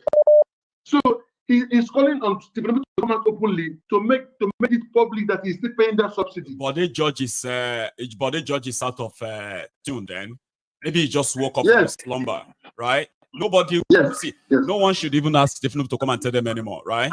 Wale you do, okay? Is the recent person, is the latest person who told us that Nigeria has been paying $600 million every month for subsidy. So the judge is here to pick up some of the news. Right? Thiefnubu doesn't have to come and tell you anymore. It's all scam, fraudulent galore. Now people don't just want open eyes. I tell you. Yes. Thank you so much. Thank you too. Thanks so much, brother. You have a good one. Okay. More blessings and more strength. And you too. Thanks a lot, man. Thank you. So I have another caller. Hello, Maiyegun. Hello, sir. Hello, Maiyegun General. God will continue to be with you. And you too. Verso ọmọ Yeremi, èmi ọmọ Fatamode m sọ̀rọ̀. Jẹ́jẹ́ láyé gbà. Badi o, ẹ̀dùnẹ́ mi ó ní ọmí. Bẹ̀rẹ̀ yan wọn tarẹ̀. Àṣẹwà. Dédé wọn tarẹ̀ tí o máa tẹ ọmọ lẹ́yẹpẹ̀, yọ máa di yẹpẹ̀. Àṣẹ. I love you so much, Maiyegun. So much, Baba. Because what you are digging into is very, very, very educative. Yeah, Sherry, I will say this one in Yoruba. Okay, sir. Sherry, and also Peter Obi. Peter Obi is following the law. The highest court, Kangaroo Court, which is the Supreme Court. What the judge Thiefnubu win, that you pronounce as the president. So Peter Obi should not. Like that's why I'm saying for sake and all of that. Yes, he shouldn't say anything otherwise. He shouldn't say anything otherwise. No, it's only people like us that can say no. Yeah, exactly. No, exactly. So the person that just spoke now should take the correction. The highest court pronounced him the winner and declare him as the president. So any other person like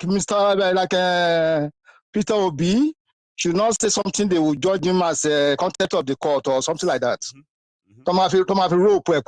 Instigate protest. So that person should look it at that way. Thank you. But for me as a person, believe àti Peter Obi àti Kọlu àti me accept. Yoruba nation is the only answer. No other solution. Bless you, Baba. Break Nigeria and save many lives. Now that's the only thing. And that's not too much to ask. They want to no. Don't say that. What do you mean? No. Then yes, our people in the diaspora, some of them are still like àwọn olóṣèlú á ní àwọn èèyàn adìẹ làwọn èèyàn tẹlẹsọ bá ń bọ̀ ẹ má worry, we put àgbàdo on the floor for them, they will come and eat. So àwọn kan wà lábroad yìí tọ́yìn tó ń fọ́ mugun. Honestly. You understand now? And I think Nigeria no live there. Yeah. Oh, exactly. And exactly. So, Allah inshallah. So they have so many languages. Yeah, thank you so much, Maiyegun. I quite appreciate you. But I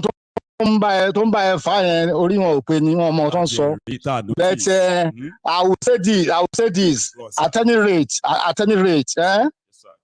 At any rate, Chief Sunday Igboho, I regard him as hero. Okay. For his pronunciation. See, Baba, he ended. What most of us are just saying is that he shouldn't throw all of that away for a man. Yes. You get what I mean? Yes. But if silence is golden, this is the best time to keep quiet. Yeah. Even if you just feel like you don't want to openly participate, like openly, right? Condemn him or condemn their stuff, right? But silence is golden. Yeah. That's what we are saying. Exactly. You're right. For all we witnessed that year, it is an insult on us for anybody to come and tell us that Thiefnubu is a Yoruba man, and therefore Yorubas, we should keep quiet. It's an insult. No, it's very insult. You get that? Maiyegun. Yeah. How can somebody, a same person, will be regarding Thiefnubu as a Yoruba man? You get. Yoruba is not fighting. Thiefnubu is not fighting for anybody than his family and all those out. And some people will be yelling, and they can't go to Lagos and talk. Thiefnubu is now saying, when Yoruba nation went to Lagos, they kill people that somebody citizens of Yoruba. They killed 2 people. Yes, a little girl that was inside her mom's shop. Exactly, and some insane people are saying, and they are saying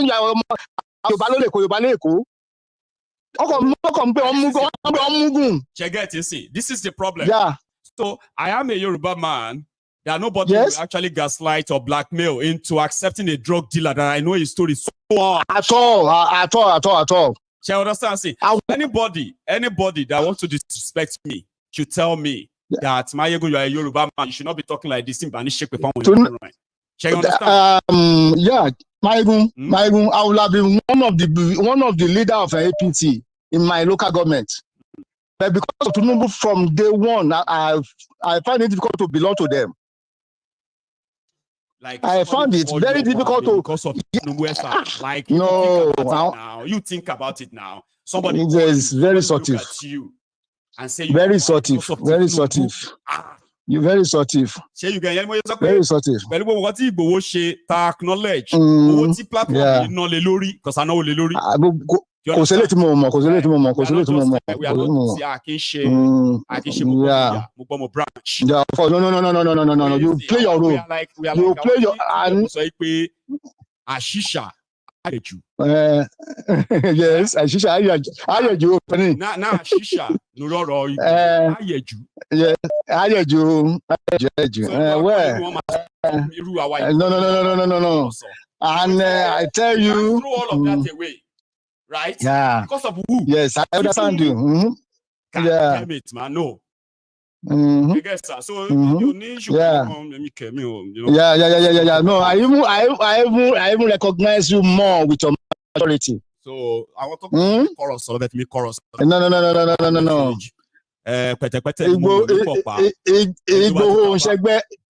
Igboho ìṣẹ́gbẹ́ bàbá ẹnìkan nítorí ẹni tó lè nǹkan tí mo lè sọ tí mo ní àǹfààní àti sọ ló sọ my behalf. Stop killing my people. No, mo ṣòṣèlú ìjà pé ẹ má fi ìyà jà àwọn èèyàn mọ́ ni mo jà. So I see that we cannot go along. That's why I said. So we are not like we are just saying they pay. Yes. Yeah. Ẹ má fi orúkọ Tinubu. Ẹ má fi no anybody lẹ Yorùbá mọ́. No. Go You're like insulting us to turn around and say, Shebi, àwọn Igbo, they don't talk to their leader like that. Leader, ṣé Tinubu àwọn àpà. Like, are you so mad, ni? Maiyegun ọmọ kan tó ṣẹlẹ̀. Bàbá. Ó mọ kan tó ṣẹlẹ̀ Maiyegun. Wọ́n ní Tinubu ó ṣèkó. Tinubu ó ṣe bí magbọ́ listen to me, ó ṣe bí Toraland, ó ṣèkó yìí níbi tí property wọn wà. Ó wá lọ sí Lẹ́kì, ó gba gbogbo àwọn tó ti ní ilẹ̀ tó ní certificate of occupancy lórí ilẹ̀ wọn. Ó gba gbogbo ilẹ̀ wọn. Now, another thing tó dẹ̀ wá ṣe, ó wá make sure pé òun develop agbèrò to the extent pé kò sí government tó lè beat wọn mọ́. Again, listen.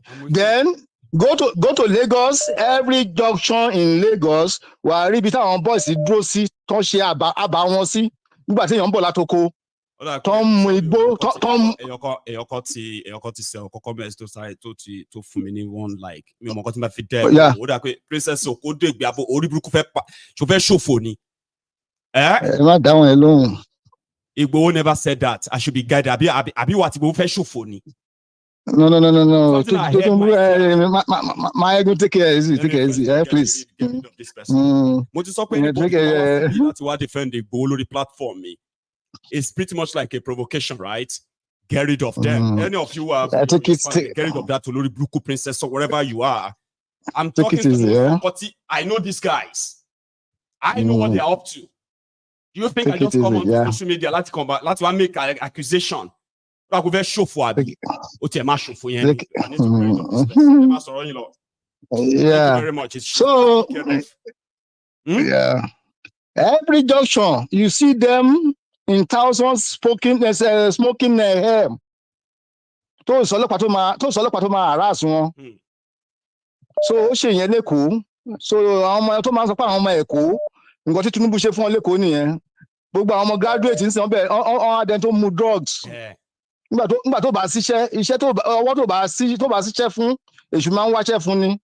So ó ṣe yẹn lẹ́kọ̀ọ́. So ọmọ Èkó should be proud of that Lagos. With that, that's what they want us to become, all of us. Yeah, they want everybody to be. So, you know. Yeah. Yes. If not for you, okay. Like, are you for real?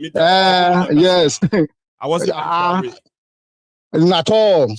Maiyegun, gone are the days. Nígbà tó ń race wa, tí mọ́mí bá lọ bá wọn ṣe nǹkan. Pé wọ́n lọ bá wọn dáná pé obìnrin ilé àbí wọ́n lọ bá wọn ṣe. A kì í lọ síbẹ̀ lọ wo mọ́mì wa pé torí pé bá ibi ń pa wá tẹ́bí bá ń pa wá máa jókòó sílé ni. Ó tẹ̀ tó bẹ́ẹ̀ ọmọ ìyá mi ọmọ tí ìyá mi train ó tó bẹ́ẹ̀. And my mom will never come back with any plate pé oúnjẹ tó ń gbé bọ̀ lélẹ̀ fún yín. You see that one? I'm proud of that today. What they want us to actually live with.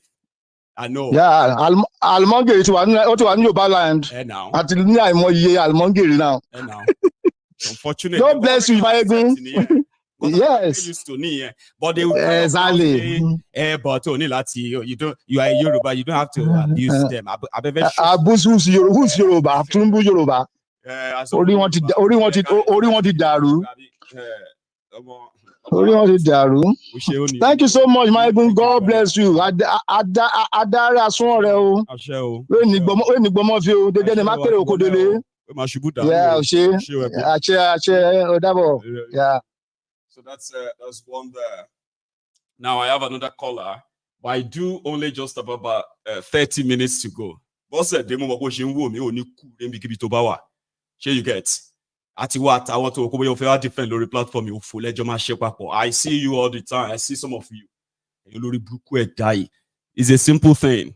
Okay? I am Maiyegun. There is no other Maiyegun. Okay? And I am Maiyegun that doesn't worship humans. You get that? So you can't, I don't know how you live. I don't know how some of you live with all these guys. Okay? Starting from your Thiefnubu or whoever it is out there. None of them is bigger than me. Because I will never see you. Why would you even come around and say you are bigger than me? What is the context? So the point here is that if you make yourself an individual thing that people actually have to like, anybody really. It's because if I want to deal with you, I deal with you man to man. We are men. We are equal.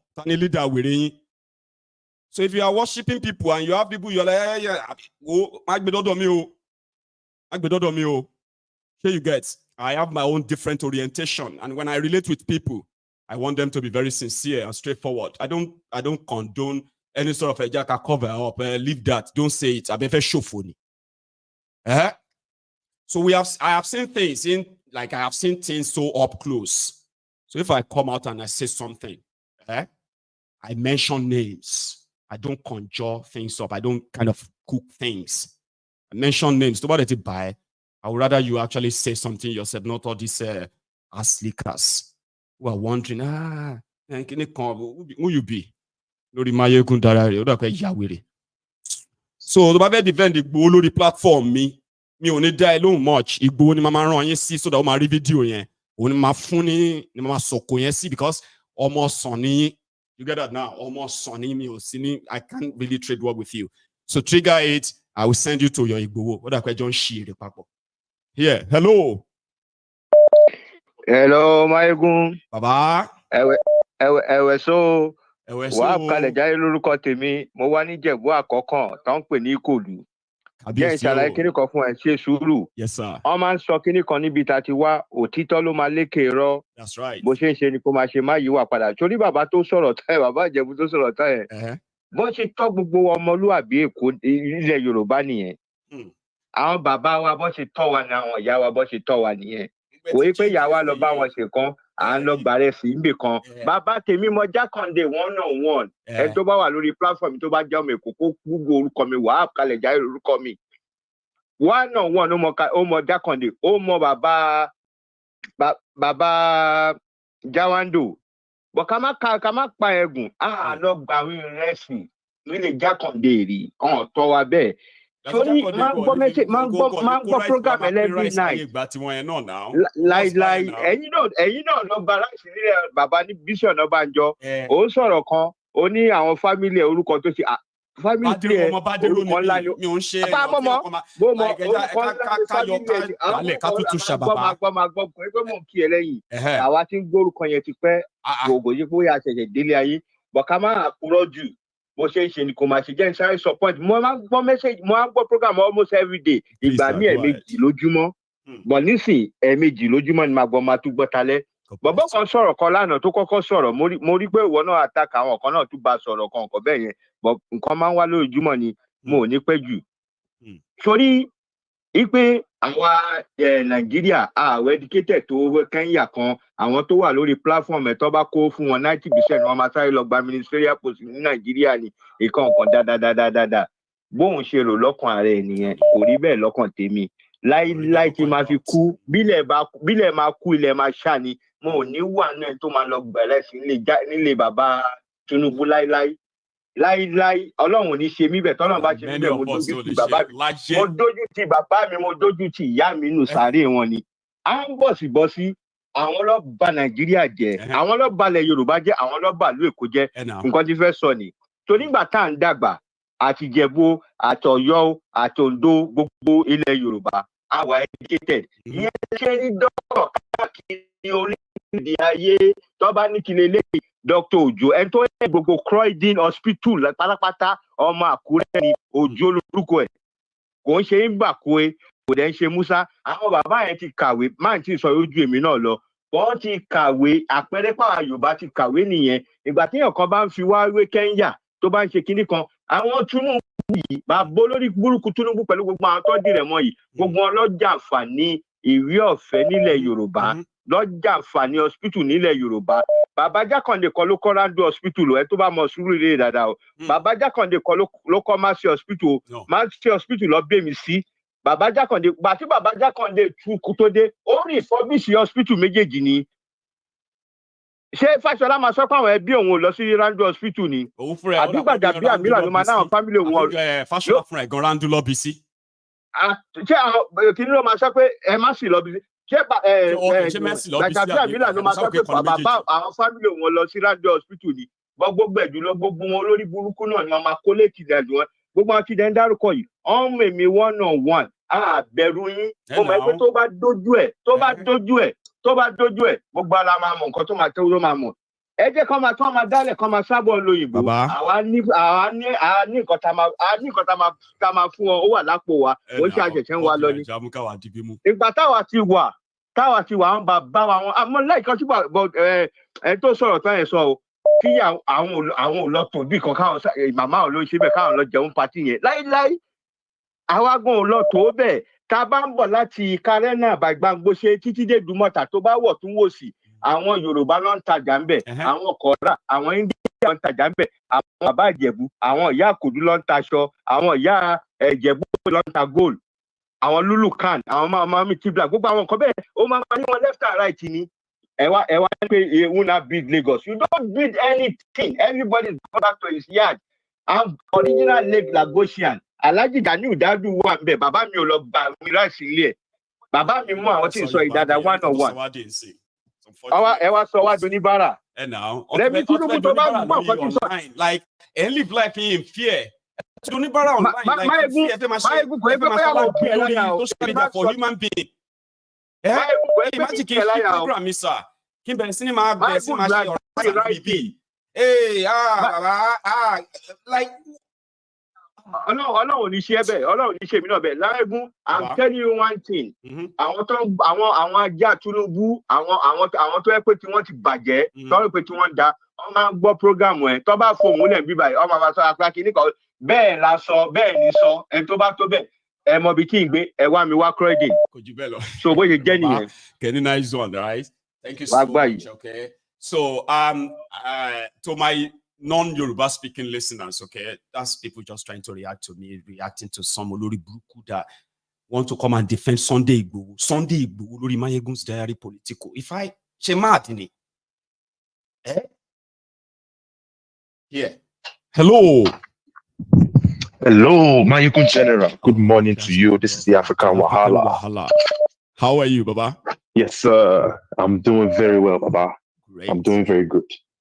Yeah, I stepped out quickly because of work. I came back in and I realized someone just called in and was talking crazy as usual. People need to understand that, part of our problems as Nigerian people.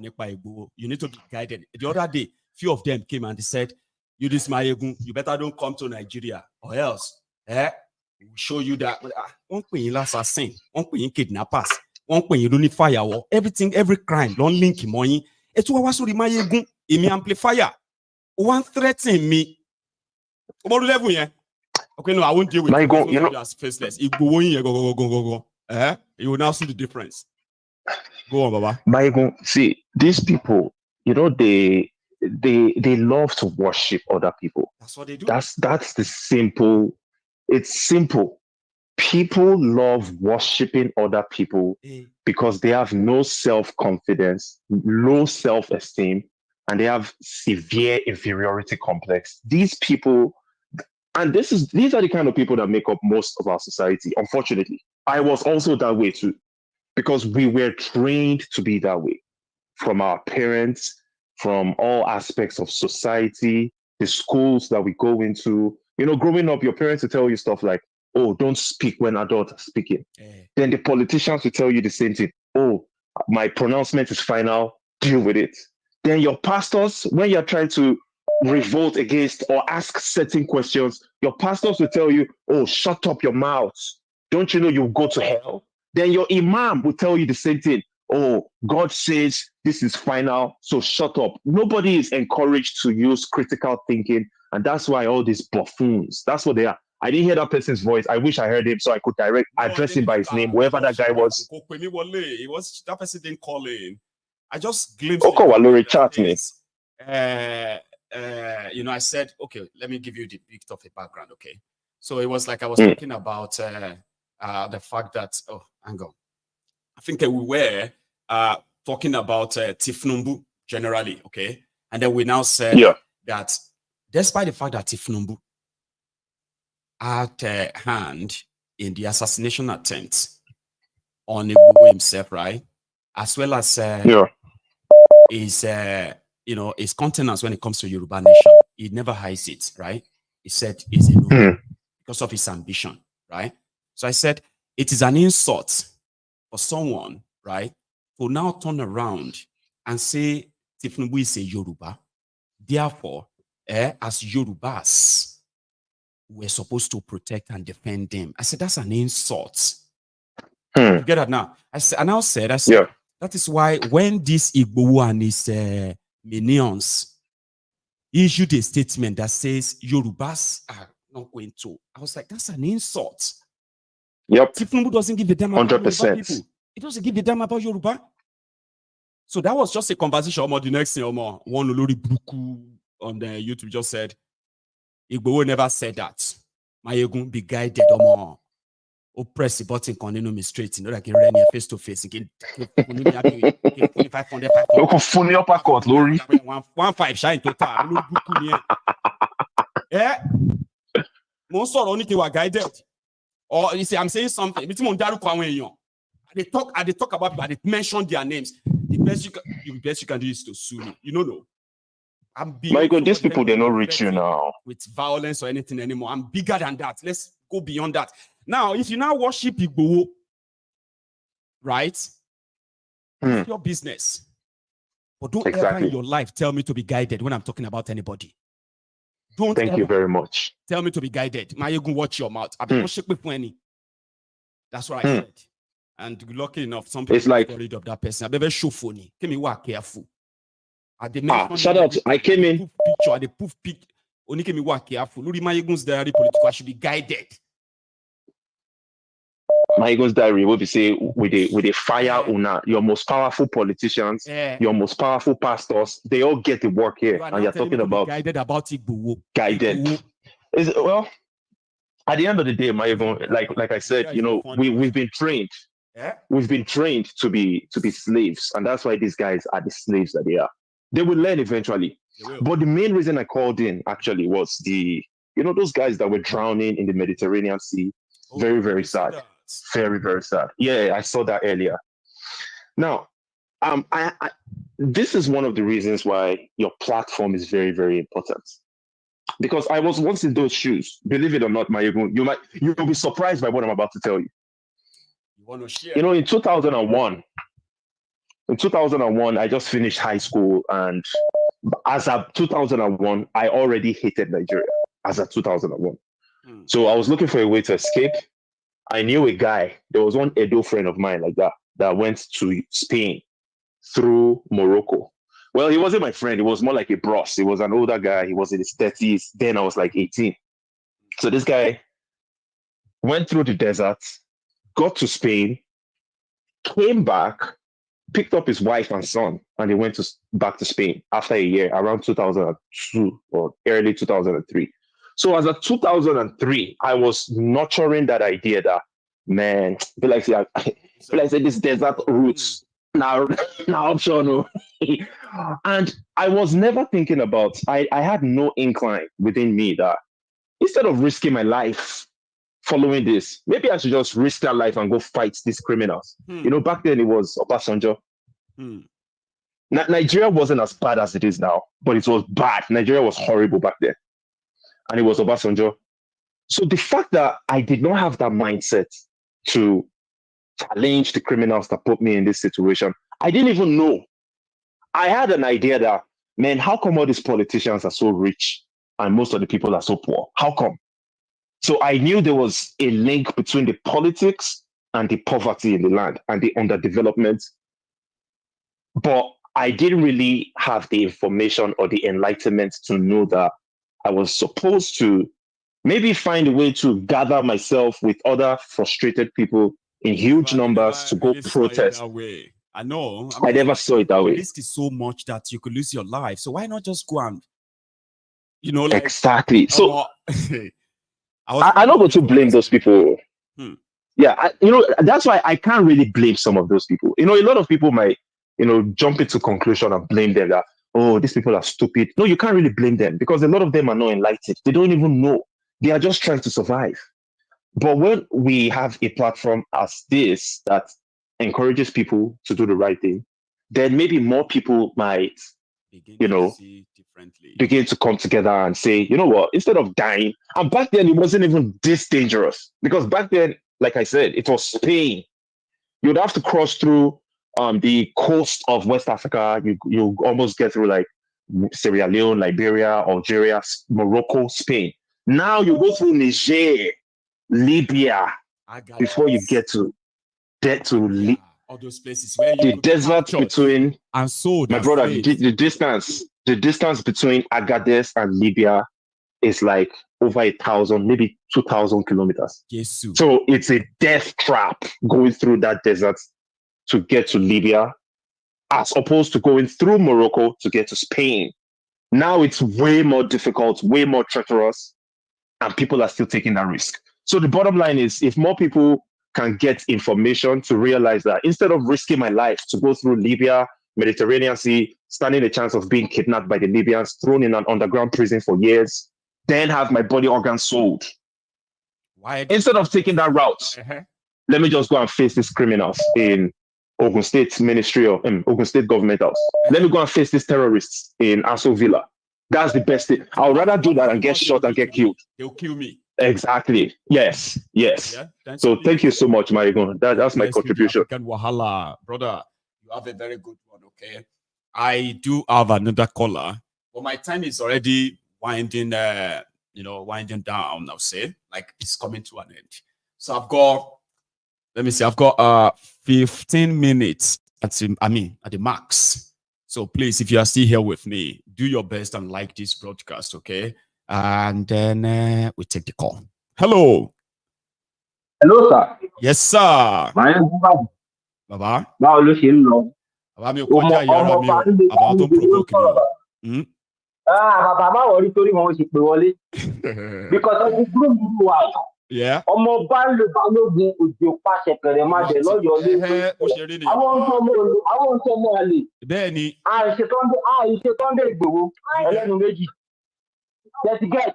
Ìtorí ọkùnrin tí ń fún lóhùn lórí ìlà tó kọ̀ dédé rìn gbèrègbèrè. Tó kọ̀ dédé gbèrègbèrè wá. Tó wá tẹ̀lú bọ̀rọ̀. Ṣẹ́gẹ̀. Ẹgbẹ́ ti kọ́kọ́ introduction kọ́ introduce ibi tó wá sí. Ọgbẹ́ni ibi tó wà yóò ṣe ibi tó ti máa sọ ọ̀rọ̀ yamayama. Tó bá ṣe fèlè tó bá ta fèlè tó ti yẹ ìgbà tí wọ́n bá ẹ̀ wọ́n fún ẹ sáìtì ẹ wà ń bíbà ní. Because at the end of the day, àwọn people yìí wọn mọ Sunday Igboho tóun defend yẹn tó mọ nǹkan tí platform Maiyegun tó mọ títọ́ ìṣe ẹ bá mi wọ́ọ̀nù bọ̀dà Sunday. Bọ̀dà Sunday èèyàn burúkú ni yín bọ̀dà. Wọ́n pa àwọn èèyàn sínú ilé yín. Ẹ̀yin jẹ́ kìí lọ ń bá àwọn pátì. The same party tó ká àwọn tó jọ ọ̀rẹ́ yín tẹ̀ pé lọ́rẹ̀. Sọ̀rọ̀ yín gan làwọn people ìta àbẹ́yàn burúkú gan lẹ́yìn gan fúnra yín bọ̀dà Sunday. Bọ̀dà Sunday ó yẹ wá sọ fún wa explain fún wa. Ṣé yàn nìyí ni àbálímà? Because gbogbo wa la gbúgbé tá. Títí kan ló ń gbọ̀ ní ilé yín. Ṣàwọ́rì fún. Nígbà táwọn olórí burúkú gbogbo àwọn tó sọ pé bàbá gbogbo àwọn tó sọ pé Maiyegun respect yìí. One key studio yìí ni o tó wá ń bá gbogbo yín yìí sọ̀rọ̀ ń bí o. Ó dé sè tó wá ń dúpẹ́ lọ́wọ́ yín gbèjègbèjọ́ ń bí o. Now Maiyegun yẹn ni ò ní respect sí ọmọ àṣòfò ni ẹ má ṣòfò tilétilé ni. Bọ̀dà Sunday tá à ń sọ̀rọ̀ ìsọ́mọ iye tí Maiyegun rèézì fún. Wọ́n ti ẹ̀rí no. Wọ́n ní mo rèézì owó yẹn mo ná jẹ. Mo ní ẹgbẹ́ tí àwọn bàbá yín síta àbí. Àwọn bàbá yín tó gbowó lọ́wọ́ mi ni máa kó síta tó máa jẹ́wọ́ ibi tó fowó ṣe. Àwọn wèrè aláìníròrò àti gbowó àti ìyàwó ẹ̀ o àti àwọn fámìlì àti ọ̀dà gbogbo wọn ni máa drágà tó máa sọ iye tó gbà. Kọ́tọ́ fi ṣe millions o they would have to come out here and tell us what they did with the money, not me. Èmi account èmi ní receipt ẹ̀ lọ́wọ́, right? They will come out and say owó tí Maiyegun fún wa o nǹkan báyìí la fi ṣe. Pé irọ́ ni wọ́n ń bú àwọn wèrè. Bàbá tó continue láti máa bú ẹ bàbá. Tó continue láti máa bú ẹ because gbogbo pátá àwọn la ti rí ń bì. Níjó òní tó sọ̀rọ̀ àwọn olórí burúkú táwọn DSS kó nílé Sunday Igboho. Ẹ̀ ń dáwọ́ lọ́tún lọ́sì pé kọ́ lè lọ fi gba olórí burúkú ilẹ̀ bàbá. Báwọn náà ṣe ń rí wọn ní campaign wọ́n ní Sunday ló ní káwọn lọ bẹ̀. Wọ́n ní Sunday ló ní káwọn ó mọ̀ sí báwọn ṣe lọ sí Tinubu. Bàbá wọn ò ní kú rẹ lọ́wọ́ kọ̀ọ̀kan. Àwọn ìkọ́ni wọn náà tó fẹ́ ní ìkọ̀kan Yorùbá. Èèyàn kan ní kí mi wá guided irú àrífín wo nìyẹn. Maiyegun wọn ò ní kú. Àbí wọn ò mọ ibi tó wà. Wọn ò mọ ibi tó wà tẹ̀. Àwa tí ń gbọ́ Maiyegun ní ètò lóbi today. Ṣé bá fẹ́ gbọ́ òótọ́ ọ̀rọ̀, ṣé bá fẹ́ gbọ́ òótọ́ ọ̀rọ̀ gidi tó ń jẹ́ òótọ́ ọ̀rọ̀ gidi ọ̀rọ̀. Come to Maiyegun's diary political. You understand? And here, it's not going to change. It's been like this forever. It's going to be like this forever. Hey, we could say, Maiyegun jẹ́ kí just jẹ́ kí sáré fún wọn lọ́wọ́ ṣe fún wọn lọ́wọ́ lọ́tún lóṣù. A ní ẹ̀ ní kúure. Ẹbí tẹ ní kú síbi tó sọ yín wà. Because at the end of the day, ẹ̀yin wà níbi tẹ wà. Fẹ́ẹ̀ ṣe gbogbo bàbá ẹ̀ ń ṣe nǹkan fáwọn ọmọ aláìní. Ẹ̀ ń ṣe nǹkan fáwọn arúgbó ilẹ̀ Yorùbá. Bẹ́ẹ̀ ṣe ń kó oúnjẹ lẹ̀ ń kó nǹkan léèrè. Ìkan mẹ́rin orí kan láfẹ́ lè ti ṣe. Àbí èyí tó wà 1.5 million ọlọ́ṣọ́ operation fún ní ọdún yìí. Ìkan mẹ́rin lọ ti ṣe. Nǹkan mẹ́rin lọ ti ṣe bàbá. Ṣé bá wọlé ẹ̀ lọ́ọ̀ṣì Yorùbá Union ní ìsìn? Yorùbá Union ẹ̀ lọ́ọ̀ṣì yẹn ṣe mọ̀ pé Yorùbá tó wà ní Cuba, Yorùbá tó wà ní Haiti, Yorùbá tó wà ní Brazil, Yorùbá tó wà ní China, Yorùbá tó wà ní Japan, ọ̀sán ìjọ tí wọ́n mọ̀ pé bàbá àgbà àwọn tí mo dárúkọ yìí o. Yorùbá tó wà ní Venezuela, Yorùbá tó wà everywhere. We are going to come on that platform. They're going to sign up. We are going to know what our numbers is all over the world. Ọba fẹ́lẹ̀ kọ́ jókòó sí Ìgbòho ń bẹ̀ ọ́n ti di pé káwọn jókòó kákéjì wọ́n máa pariwo èrè tó fi wọ́n máa bẹ́ẹ̀ òṣìṣẹ́ ìṣẹ̀lẹ̀ ní 2024. Alẹ́ ní kú rẹ̀ because bọ̀dẹ́ yóò mọ̀ pé òun ti tẹ̀sí wa bá ẹ̀ ní kú rẹ̀ lẹ́ẹ̀kọ̀ọ̀kan. No, wọ́n rò pé mi àwọn fẹ́ àwọn ìdè. See, ma tell you something, right? Bàbá lẹ́bàá ní kó dà fún wọn aláàárọ̀ òyìnbó. Àṣẹ bẹ́ẹ̀. They believe that pé táwọn bá ń bú Maiyegun, máa gbọ́ bàbá, táwọn bá ti ń bú Maiyegun, they have no idea pé I am not alone. Or maybe they underrate the number of people that actually Maiyegun. They don't know. Baba, they don't know you are big your own hand. Because me what speaking máa pariwo kí n máa sọ fún èmi Maiyegun tó bá ti dọ̀la máa ṣe gbogbo yẹn ní kí wọ́n máa pariwo lé lórí bí lálálẹ́. Àwọn àmì tẹ̀lé build yìí ẹ ti train wa you have groomed us baba. We cannot ṣe tí Sunday ṣe tẹ́ Sunday mọ tó ṣe Sunday ṣorí burúkú tí ó dẹ̀ mọ̀ fún because ìjọ tó wọ́n kọ́ ṣe program sọ ẹ̀ gbọ̀dá Sunday Igboho yìí. Mo try láti pè wọlé olórí burúkú ní ìbọ̀dà Sunday ẹ̀ ní kúure. One by one. Ní kúure àti ọba tó dókì lọ́tùlọ́tù. Ní kúure because you have set us back. People will think we are like who ọba rẹ̀ tó lóòrùn bìí ti ní wá ni. Àwọn òde ṣe olóòrùn bọ̀dà Sunday ọmọ Ọ̀yọ́ pọ́nbélé lè ní ẹ lọ bìrì ọmọ Ọ̀yọ́ pọ́nbélé gidi. Kò sí iye tẹ́ fẹ́ kó wá síwájú irú wa yìí tó máa jọ wá lójú. Àwọn òṣèmojú ọ̀rọ̀ rárí. Ṣé ń gbọ́? Àwọn òṣèmojú ọ̀rọ̀ rárí ọmọ Yorùbá pọ́nbélé. Yorùbá pọ́nbélé àti ìjọba di púpọ̀ ọmọ àjà ní ọmọ Balógun lèmi tí mo bá yín sọ̀rọ̀. Èmi ò níbi tí mo fẹ́ sá lọ. Bàbá mi àti ìyá bàbá mi ọba pọ́nbélé ni wá. Maiyegun, continue doing what you are doing. Baba. I will. Why you call on your face, Lara? Why you call on your face? No, it's already basically. One confirm, one my regard to your family, Baba. What I'm saying to you, please continue what you are doing. Don't stop. Don't change who you are because you have helped a lot of people. Go about. You do well. The budget,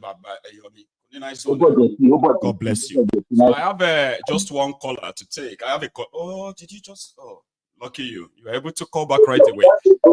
I have a caller, sir. Hang in there for me for a sec, okay? So we have just about 10 minutes to go. I may take 2 calls. So let me quickly go through this one first. Hello. Hello, Mr. Maiyegun. Baba. That's my namesake. Is that you, sir? This is your namesake coming from Seychelles. Yeah. God bless you, sir. Olushola from Seychelles. Please. Yeah, I've been listening from I actually met it in the middle, from the back and forth, and the vituperation of some of the people trying to derail you. And you see, what I tell people is, wọ́n máa ń sọ pé ọmọ ilẹ̀ làwọn kan, tán bá gbé wọn sórí bẹ́ẹ̀dì wọ́n máa jábọ́.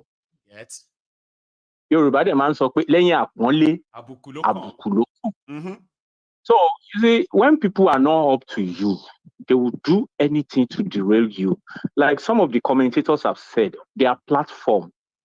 What is the quality, apart from the quantity, Tony? What is actually the quality of their followership? Do they have the intelligence? Do they have the people that really matter? The people who can call the creme de la creme of the society. So they don't. So they are envying you from different fronts. They want to be like you. They want to surpass you, but they don't have that intellectual capacity to do that. So what do they resort to? They resort to campaign of calumny. But what I would just implore you is, they are asking me, they said, oh, Maiyegun, you should come and do the account of the money you collected. I was like, you go drag all this, your baba. You go drag it away himself, his wife. Okay? Because these are people that I took care of. And I'm talking about millions of naira. You really want to go there? They are all intelligent. You see, when that movement started, we actually, you see, on a very good note, I actually appreciated what Igbo did by standing up for Yoruba. But Yoruba man sọ pé èyàn ò gbọdọ̀ fi ṣókínkín kó fi bàdíjẹ́. Now, wọ́n ní èyàn lè fi gbogbo, wọ́n ní tí bí ẹran ṣe da tó téèyàn bá sè é tó bá ṣe gbogbo ẹ̀ tó bá ti jẹ́ kí òróǹro kékeré ti já sí báyìí. Ó ti bà gbogbo nǹkan yẹn jẹ́. We stood by him. He nearly lost his life. He lost his properties. He lost everything. And he stood up. And we were like, okay, irrespective of your background and other things, we know that we can stand by you. Yes. We actually discountenance the other past side. I know African Wala actually, your vices, he actually highlighted some of those things. We actually say, okay, anybody, you can come to your redeemed self. And we can discountenance this bad past and all those other things, and then we can give you this leadership. And then we show we omanle tó bá ti gbé sórí bẹ́ẹ̀dì yóò sì jábọ́ ni.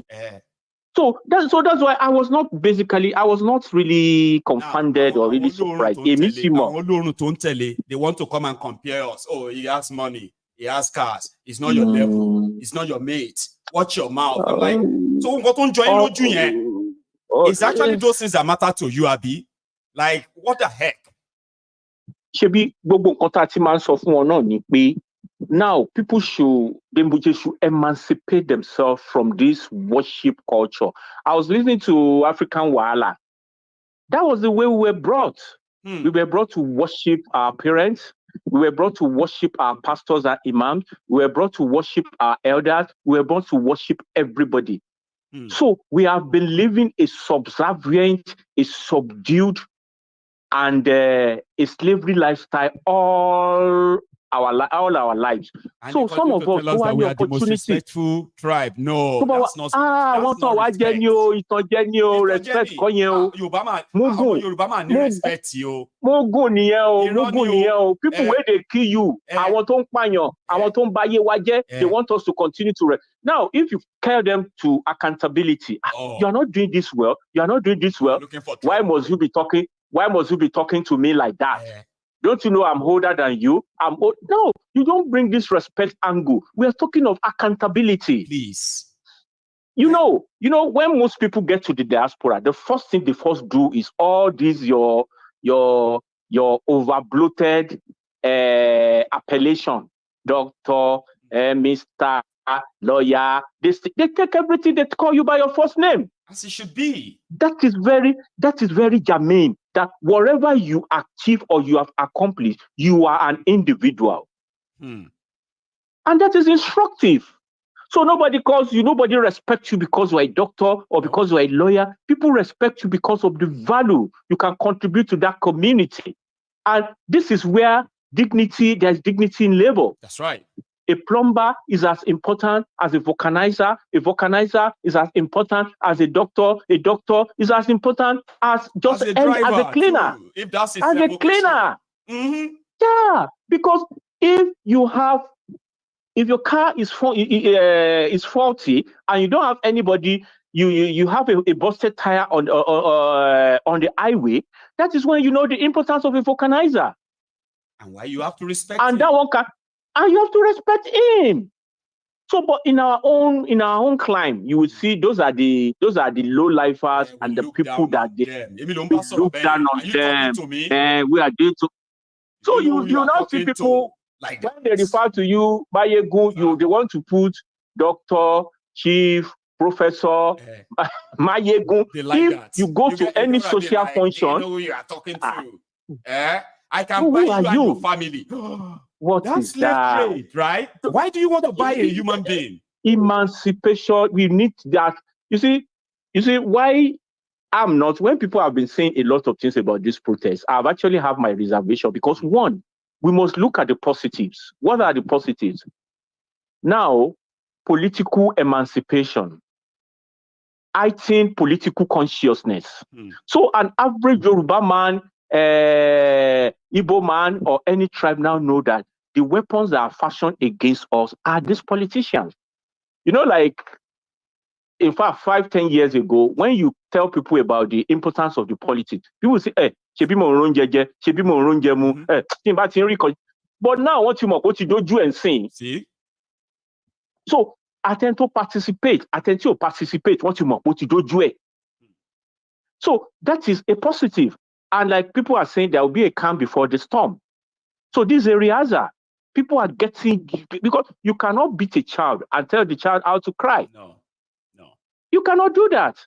So going back to those people, just don't. You see, I like the way you give it back to them. But don't give them. But don't give them that heightened. Don't give them that heightened. In fact, for me, I would even like that you don't even call their name.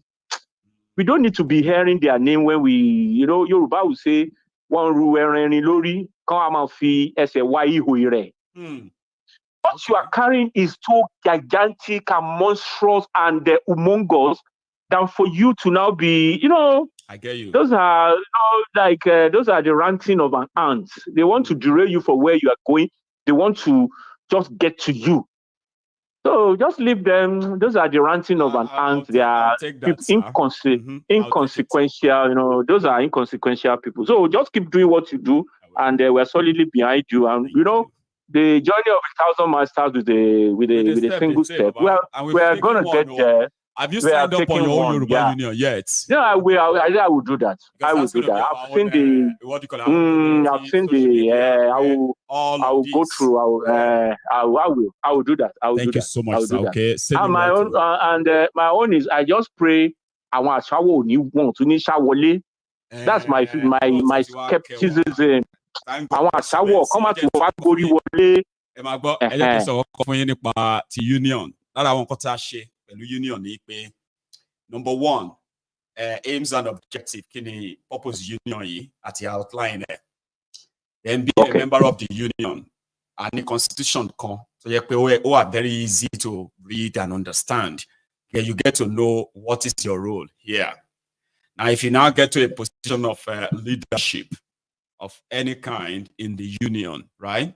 You are only representing a group of people in that domain. Now, if they come up and say, this person, but we don't want him again, no. Do you get that now? It is the union that is of you. Not remove it from not remove it from the union, okay? Because we can't remove anyone that doesn't really violate the platform, okay? Not remove it from the union, but you cannot be in charge of anything that much anymore. Then we've built this union in a way that everyone is replaceable, sir. You get what I mean? Okay, right? I think that's better. So if you that would be... Yeah, our information is also, our union is segmented. When I say segmented, it means if you grab one, they can only tell you what they know. And most of the time, what they know is as little as what we want them to know, including in the leadership. I think it's better. You get that? So it's a waste of time to go and approach any member or leadership of our union to compromise. Because the moment they begin to act funny, now the members go report them, go remove them. Right? Yeah, because whatever they think they know about the union, by the time they release the information to you, it won't be of any use to anybody. Because of any use, that's true. Details. You need to know what we are doing, but you can't know it. Yeah. And I have to say I think this, that's okay. For now, I happen to be the only person, right, who probably have the whole repository of what all the leadership want us to do. But when it comes to every individual, it's a simple, and we did that deliberately. Nobody can hijack this union. It's better so that they won't be, our shower people will not just come in and start to spill those their methodology and all those things. Sir. Cover to pretend. It's just a matter of time before the smoke starts coming out. And we have a policy. So we have a law that says once you violate it, you are gone. It's as simple as that. I think it's better. It's better that way. I will sign up. I'm saying, God bless you. Yeah, okay, thank you. Thank you. And I wish you all the best. I wish all ourselves all the best. We are going to get there. It's going to be a function of time. Yeah. You, okay. You have a good one, okay. Bye-bye. Now, I think my time is now up. I use all the time with Olushola there. So what we will do is that I'm coming back later this evening. Okay? Hopefully, I'll come back later this evening. I really want to. But yeah, we can now about the continuation of the charts later this night. So thank you so much for spending your time with me this afternoon again. I will see you later. Inshallah, I shall be here. Thank you.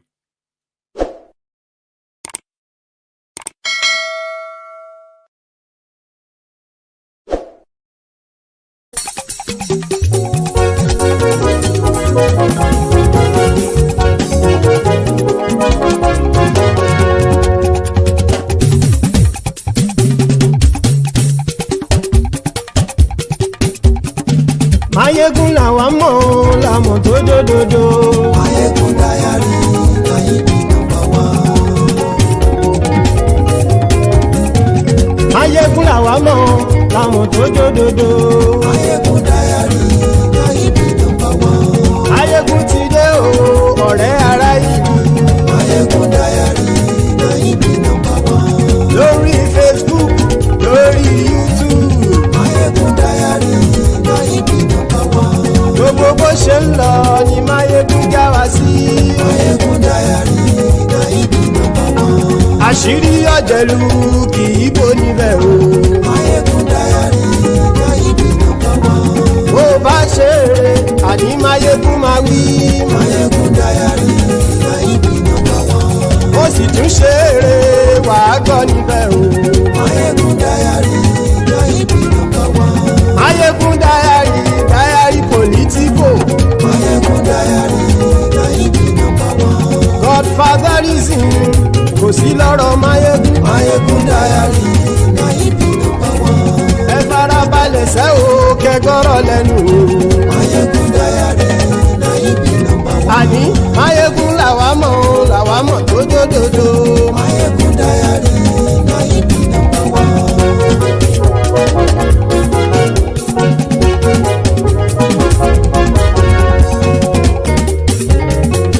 àní ẹ̀sùn ràkì. Maiyegun ti dé. Maiyegun ti dé. Ọ̀jẹ̀lú ẹ̀sùn ràkì. Maiyegun ti dé. Àní ẹ̀sùn ràkì. Maiyegun ti dé. Lórí Facebook. Maiyegun ti dé. Àní ẹ̀sùn ràkì.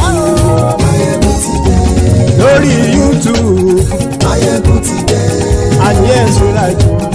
Maiyegun ti dé. Bọ́ bàbá gbé wúrẹ́. Maiyegun máa wí. Àní ẹ̀sùn ràkì. Maiyegun ti dé. Ijó ìgbádìyẹ. Maiyegun máa wí. Àní ẹ̀sùn ràkì. Maiyegun ti dé. Bí pẹ̀sìdó bá rúfin o. Maiyegun máa wí. Àní ẹ̀sùn ràkì. Maiyegun ti dé. Bí gómìnà kówó jẹ. Maiyegun máa wí. Àní ẹ̀sùn ràkì. Maiyegun ti dé. Ọlọ́pàá tí ń darí bá. Maiyegun máa wí. Àní ẹ̀sùn ràkì. Maiyegun ti dé. Aṣòfin tí ń rúfin o. Maiyegun máa wí. Àní ẹ̀sùn ràkì. Maiyegun ti dé. Òpùrọ́ olóṣèlú. Maiyegun máa wí. Àní ẹ̀sùn ràkì. Maiyegun ti dé. Ọ̀jẹ̀lú ẹ̀sùn ràkì. Maiyegun ti dé. Àní ẹ̀sùn ràkì. Maiyegun ti dé.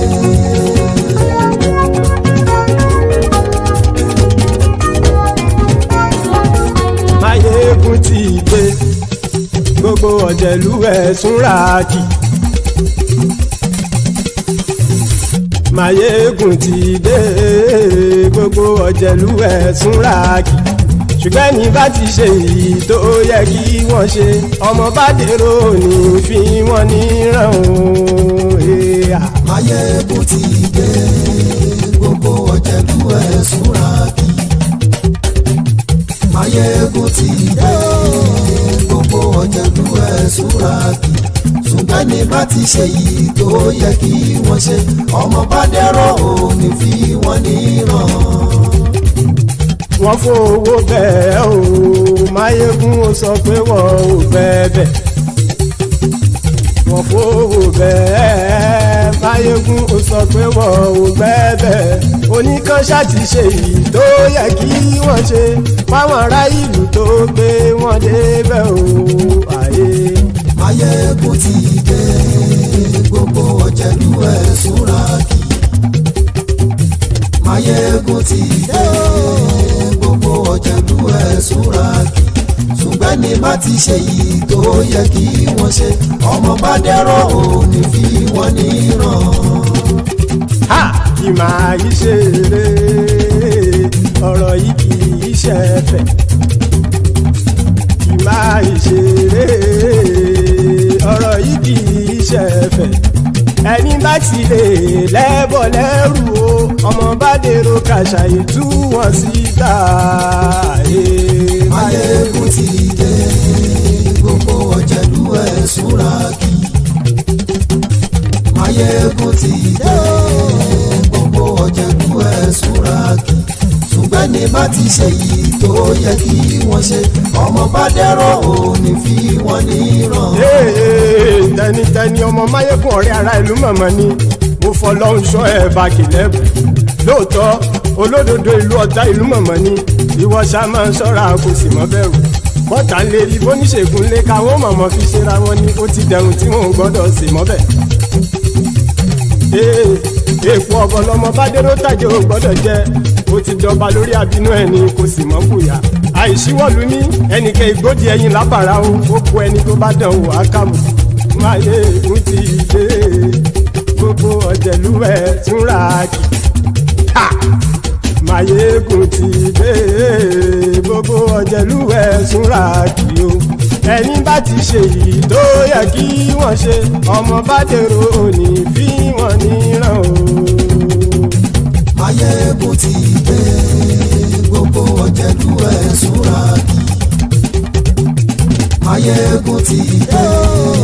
Gbogbo ọ̀jẹ̀lú ẹ̀sùn ràkì. Ṣùgbọ́n ní bá ti ṣe yìí tó yẹ kí wọ́n ṣe, ọmọ bá dẹ́rọ̀ ò ní fi wọ́n níran.